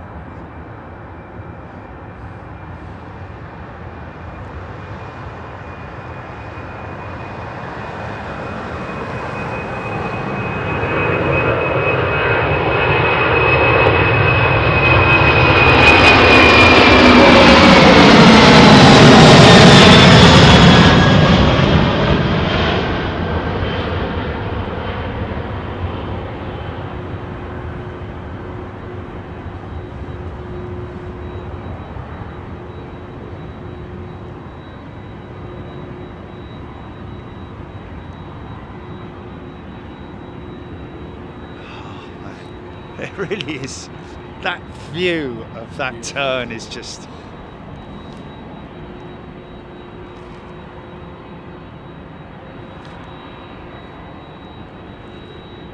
Yeah, I've got a string of Cathay. Oh, engine start. Was it?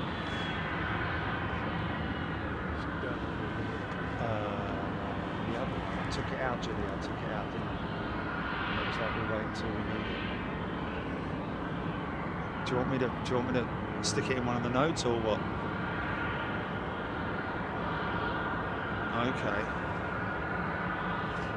British Soldier is a returning member. Welcome back, British Soldier. Miles high, 600 feet, then turn left. Yeah, that's exactly what Ian said. TCT, so many queens. Margie Ann, British Soldier. A very warm welcome to you, sir. Or welcome back, should I say. Petros on a 10,000 foot runway. The pilot is seeing a two while we see the 8, meaning the length left to end of the runway. Yes, indeed.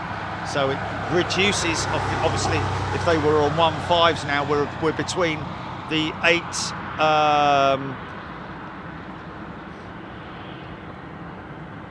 the 9 and the 8, the 10 and the 8,000 foot marker. Well, we're actually at, I think, the 10,000 foot marker, aren't we? Would that be right?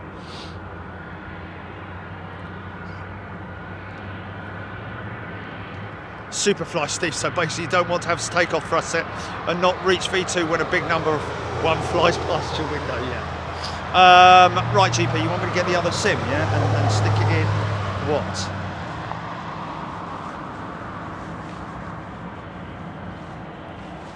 Yeah. Oh, okay. Yeah. Declan, DC3 in next. Irish Girl 13. Thank you. Isn't it great? Isn't it just fantastic?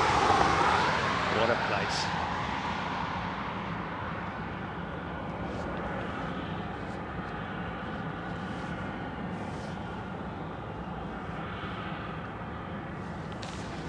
Okay, apparently DC3's touching down any moment now. I think I can hear it approaching, actually. You can hear those radials, can't you?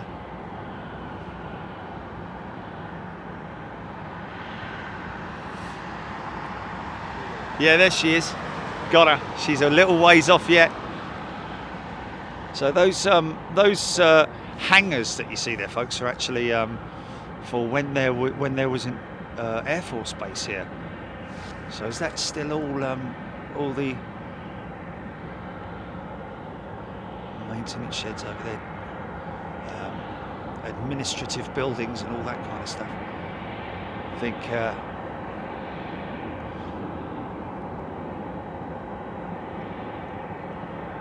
going to see it appear very slowly from the right. Miles high, this will be radials. These are radial engines on this DC3. The turboprops, the conversion aircraft, there she is.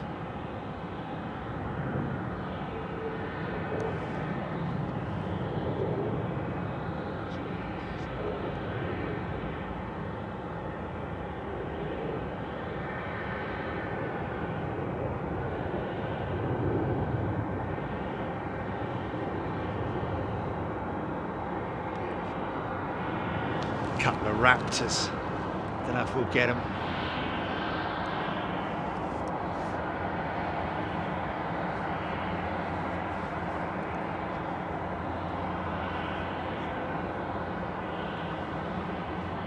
What about that one earlier on, man, with the vortex over the tail tips, looking like a Star Wars? What was it, Jilly?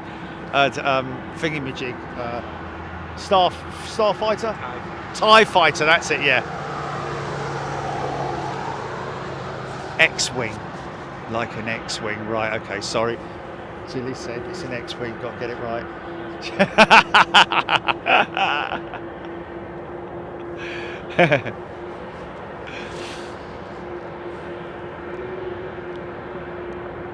Kind of X-Wing look about it though, didn't it?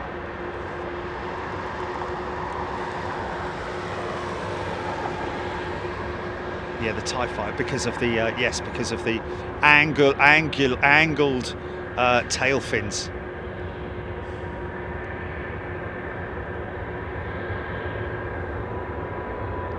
These guys are both going to follow each other, I think. They all headed to Hong Kong, these ones.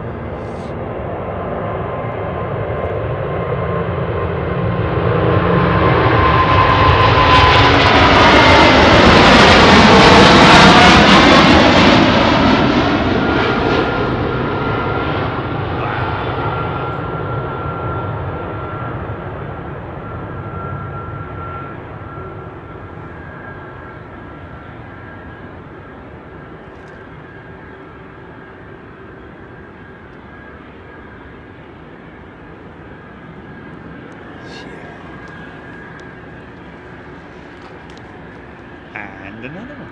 Asiana is firing up. Ex-passenger.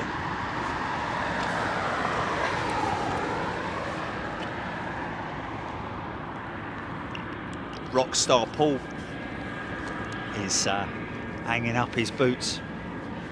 Off to bed. Mark Peel, good day to you. Trevon Wood. Don't you dare mix up your Star Wars planes. Isn't it Star Wars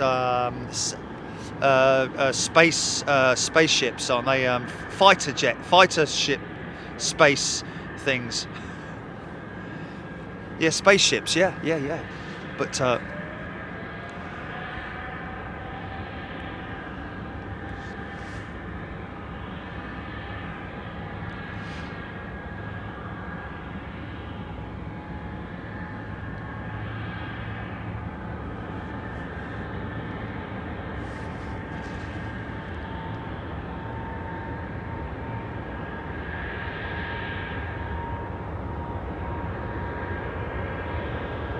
let's just see this close shot. Let's get a tight shot.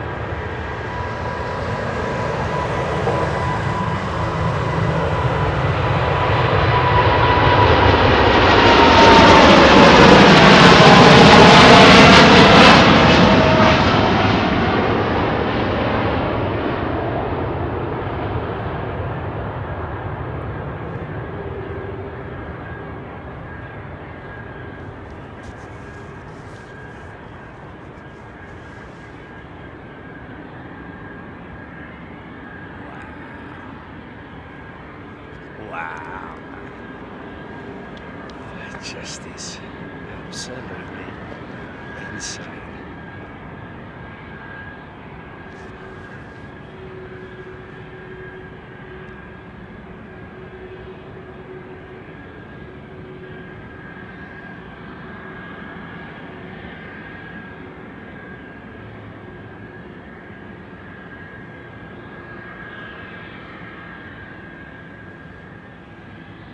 Even on to the chain of fire, and burn, burn, burn, under the fire, under the fire.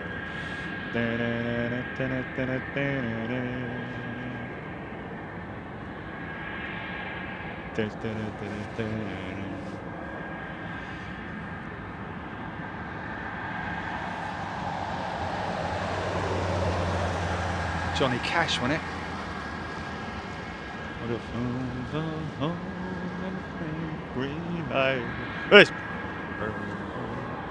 Irish Girl, such an incredible shot. It's just absolutely brilliant.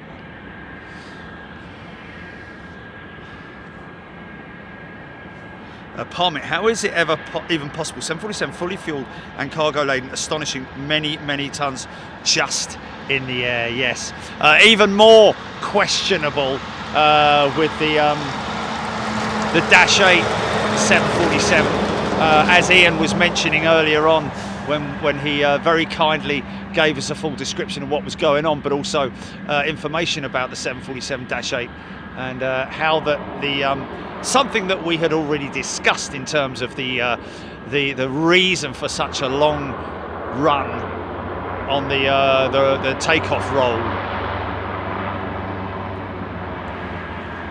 purely down to the flight management system computing everything and then deciding, right, well, you need this much runway length and we'll look after you. And once those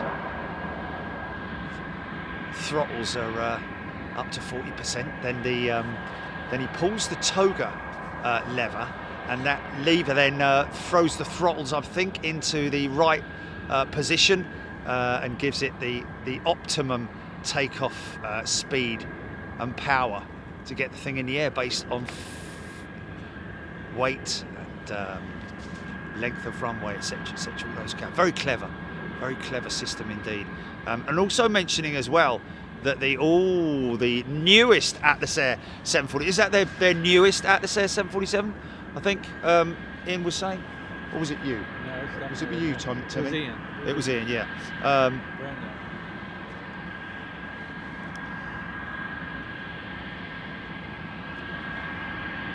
Yeah, also mentioning that the 747-8 flight deck, they could have adopted the all-glass cockpit like the Dreamliner, but just to keep continuity, and also I think possibly save a few quid, they stuck with the normal layout of the 747-400, which gives that familiar feel to the pilots when they fly it. I guess it would have been a sort of like, you know, same sort of thing in terms of the control column. Oh, here we go. Look how clean those engines are. Already firing them up. Look how clean it is, man. Look at how clean it is. Absolutely brand spanking new.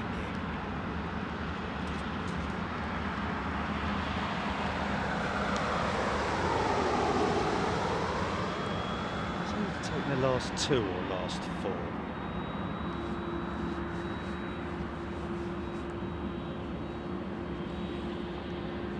Yeah, the Martian Queen.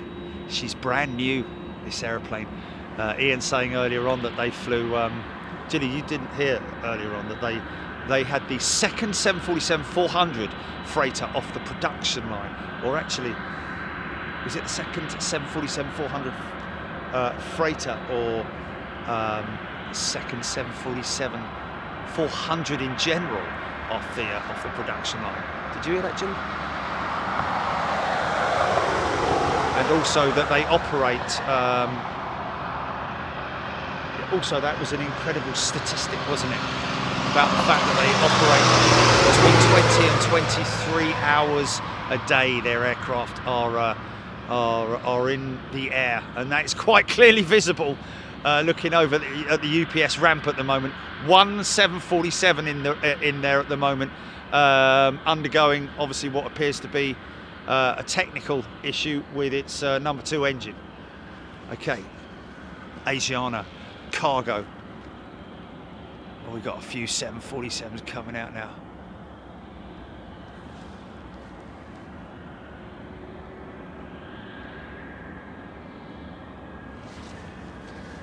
Ex-Eva Air. We'll have a look at it when we can, Jelly. Stand by.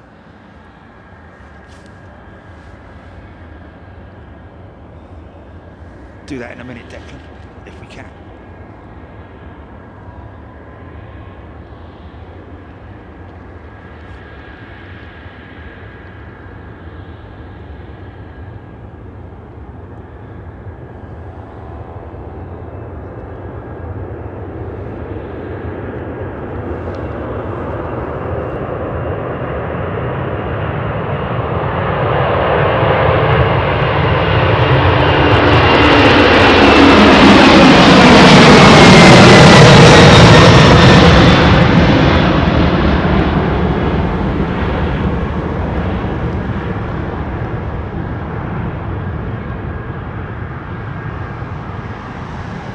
It's almost insect-like in it, that gear, folding hinged doors on the mains. That's the body gear mains, I think.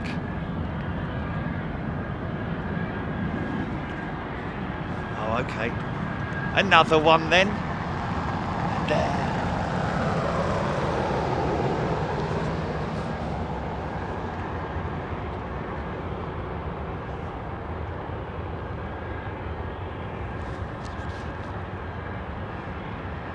Very unhappy looking jumbo jet.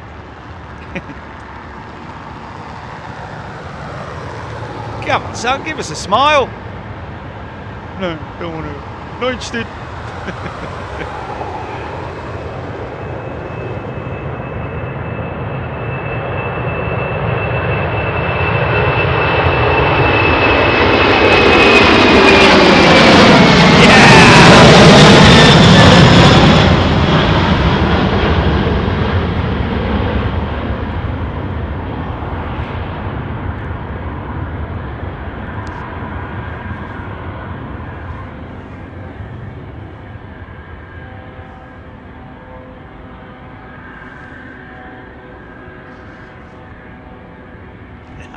Nice.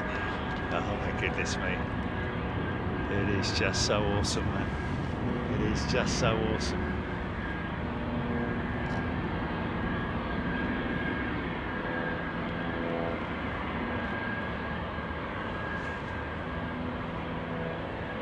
Tim Rotunda, very funny. Mark Peel, just so wonderful. Craig Wharton, going to still be around for many years yet. The 747, indeed, she is.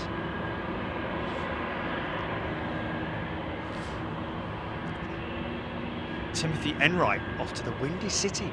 Is that Chicago bound? That China Airlines?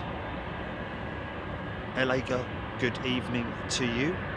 Jill Blakeney. Good night, Jerry and Jill. See you all tomorrow. Thank you. And it's been a great show. Thank you, Jill. Yes, once again, it has been action-packed, isn't it? There's always something happening here. The highlights of the day. Well, what can you say? Ian being here, and of course being joined by Evan and Timmy, getting Timmy's arrival. That was fantastic. And the aircraft's departure later on. So much else. The DC-6, the DC-3. Oh my goodness me, and we're going to do it all again tomorrow.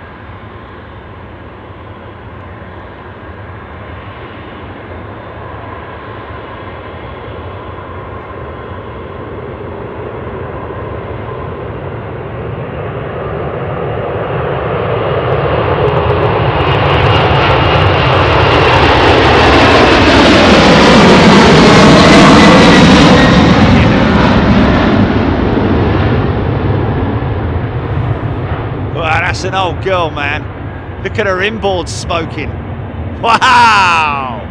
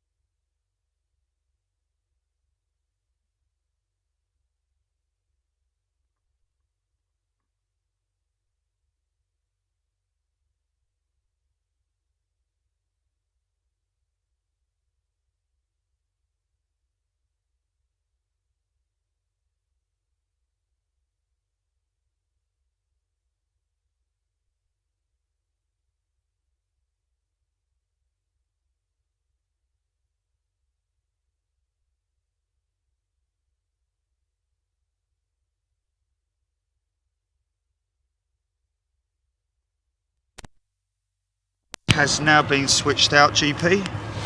You should have cashier number 4, please.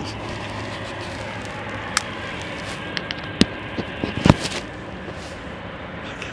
Well, that worked out. That was quite a nice little transition, wasn't it, eh?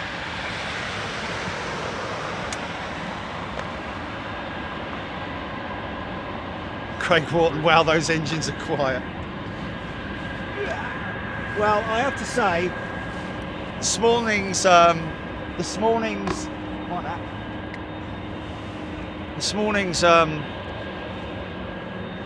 experience. That's another thing that we need to figure out, the crazy things that happened today. Look at that. Oh, this looks like an old 737. 500, isn't it? Is it a 500 or is it a 400? 400, there we go.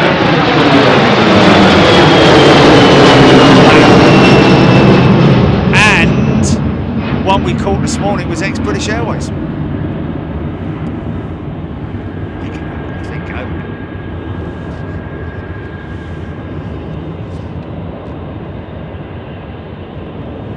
okay, so now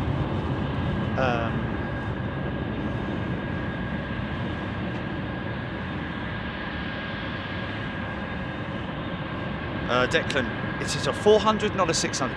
Well, I said it was a 500, but I was one out. It's a 400.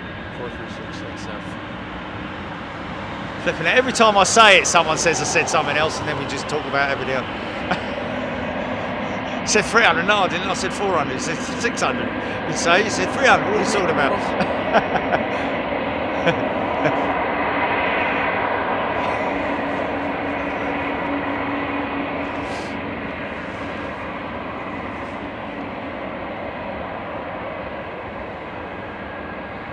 The Martian Queen's off to bed. Oh, Declan, that was XBA also, that 737. Wow.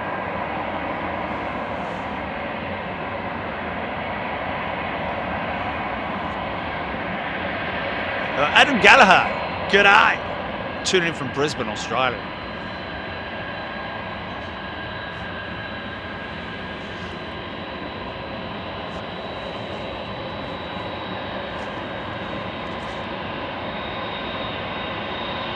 Oh, it's the same one that we saw earlier, is it? Okay, sorry. Sorry. Okay.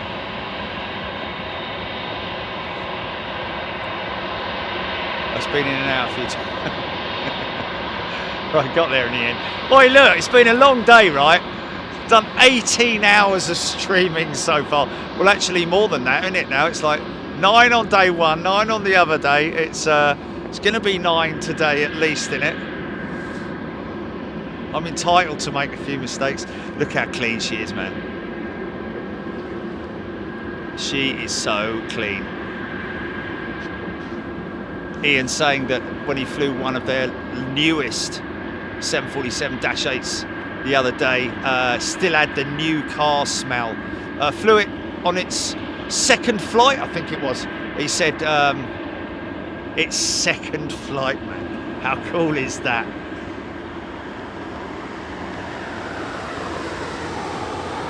Still got the air freshener hanging up there from the dealer. Car mats, it's got the mats. Carpeted ones.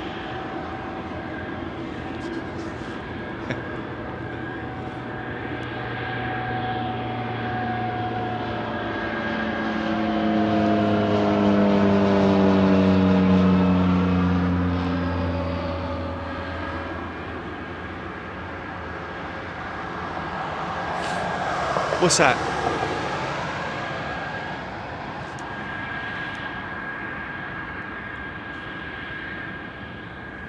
Oh, flipping heck. I saw that. Thanks, Miles.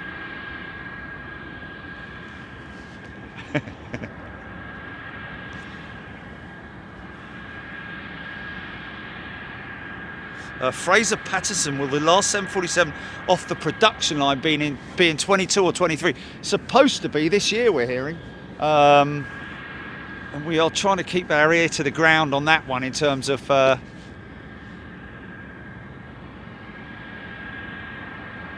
possibly heading out to catch that. But I tell you what, if we missed that, we could always wonder where they would deliver that aircraft. Would they deliver it here? Where do they deliver Atlas Air's new aircraft, Jimmy? Is it here? It's got to be here, isn't it? I mean, or is it? Or do they have a base? How low can you go? Around October, yeah? Yeah. Next month, then. Atlas. Isn't it? Atlas is. And where do they normally deliver them?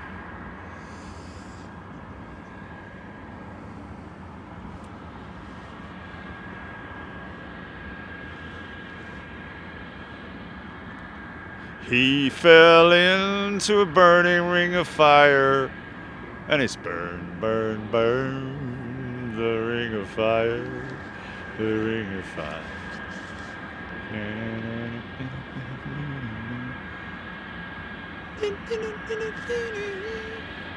Western MD-11 lining up to land. Oh, I thought he was going to say on radar now, due to go out. Wow, 2 Western Global MD-11s.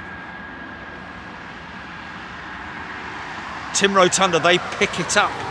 Yes, I understand that, Tim. That's what most airlines do. but where will they bring it? Where they bring it to? Thank you, Tim. Chicky Armitage, take care, Chicky. I hope you've had a great day. Thank you very much indeed again for your support, along with everybody else as well who gives us wonderful support here on Big Jet TV. We basically do what we say on the tin.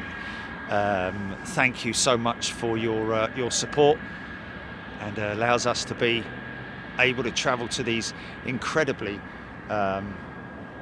impressive places to bring you exclusive action.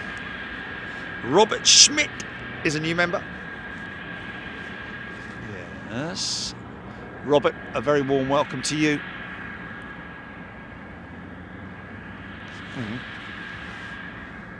Yep. Went from Everett Payne Field, this one, to where? Really? So it carried out an operation from Payne Field to Seoul, then to Hong Kong, then Hong Kong to Anchorage. Wow. That's how much they needed that aircraft in. Yeah. Wow. That is incredible, man. Yeah. That's really impressive, man. Because normally you would expect an aircraft to come in and have them double check and make sure everything's operational, you know, just to be sure. And wow, that's really cool. Straight away. Folks, how impressive is that? Thank you, Jilly. Thank you, Jillypedia.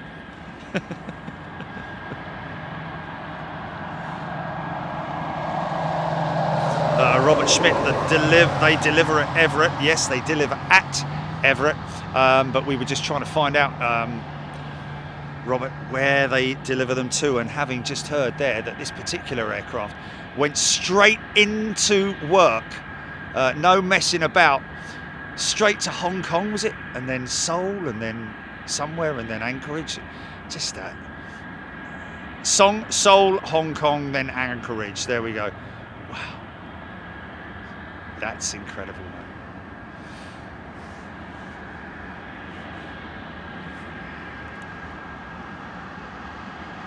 man. Greg McMillan, Johnny Cash, earworm. Not a bad one, is it?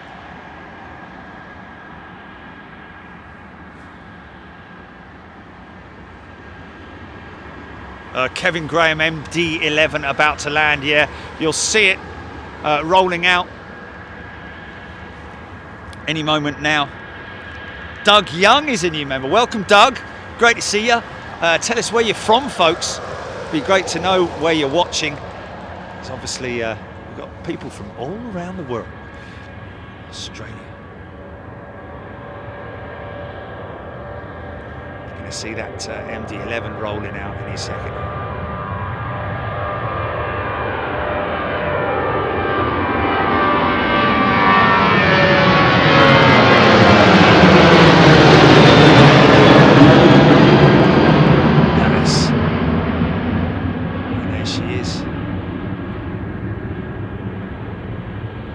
That backdrop, man.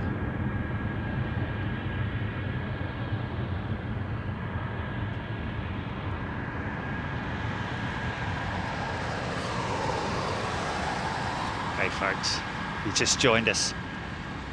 You want to see us? Scotland, Cincinnati, Finland, Miami, New Jersey, Memphis. Wow. CVG.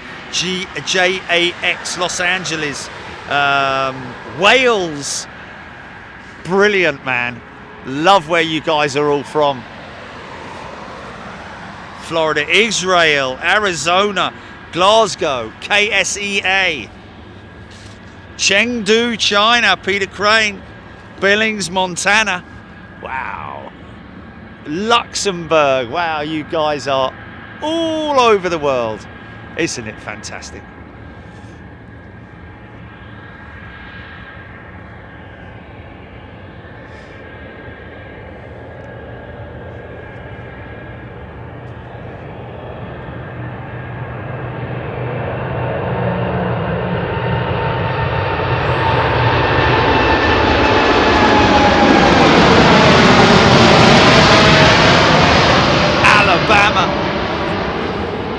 St. Louis.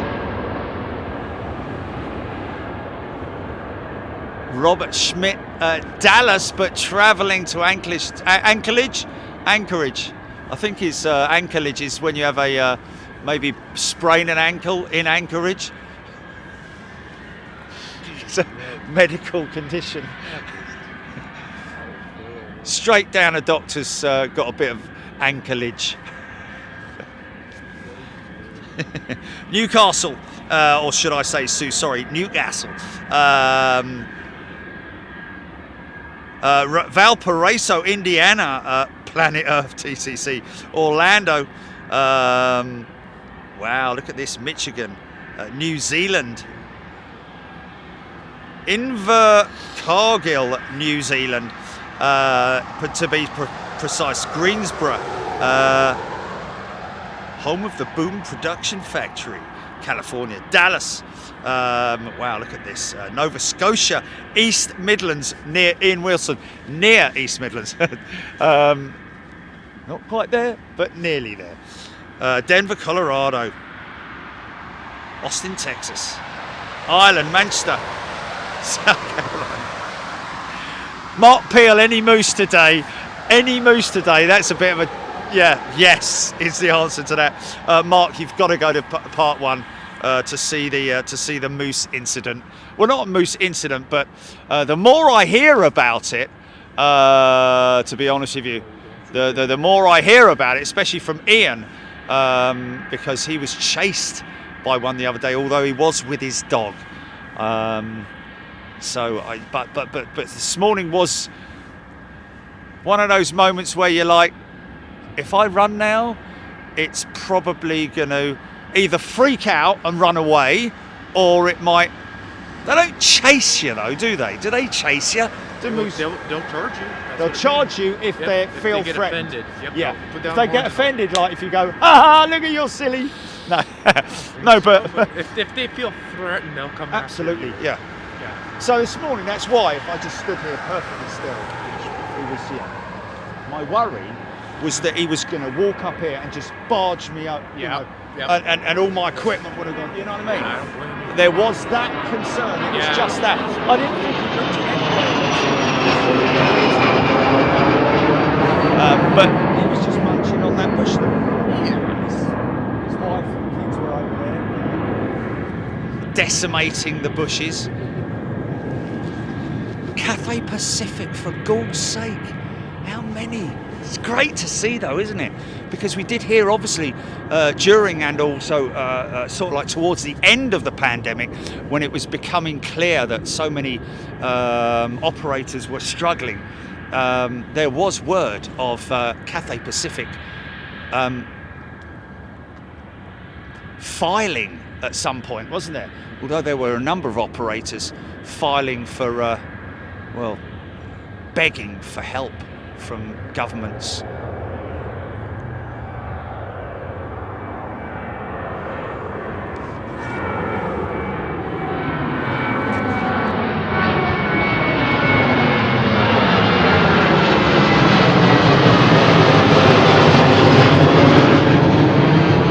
Okay, so do we fancy a little bit of seaplane action, folks? Do you fancy a bit of seaplane action? I know what I'm going for this time, but I'm actually at this particular point in time busting for a wee. That has to be said. So we've got 2 more days of it here, folks. So shall we head off and oh, what's that? What's that doing? That's interesting, isn't it? Oh, is that battery run out? Okay, we got a dead battery there, so it's about time we did that, so I can grab a new a fresh battery or a fresh charger block for that one. Evan, come and say goodbye. Timothy Toothpicks. Yeah. Yeah, we're gonna Big lad, isn't he? Well, I really should. Hey, I'm on the precipice here. Hey, folks, we will see you later. There's Timmy behind me. We will we're see you behind later. Look after yourselves. We're just going to head over to the. Are you coming? Maybe. We'll see. Okay. Timmy? Maybe. Hi, Jill. Maybe. Okay. Am I that popular? Okay then. We'll see you over at the Yes. float thing. Okay. Cheers. Hey up. Talk flipping it. Okay. Nice Like one, I said, fellas. speaking of falling. All right, Jerry, I got to ask what you plan for tomorrow. Do you want to go do that hike or walk or We what? don't know what they're doing yet, do we? No, I mean, I looked at the. Didn't you say that? Okay, GP, kill the feed. Didn't you say that we Wind's coming from the south tomorrow. well, it's going to blow 10 later on tonight. Yeah. But it's going to have gusts up to 20 tomorrow.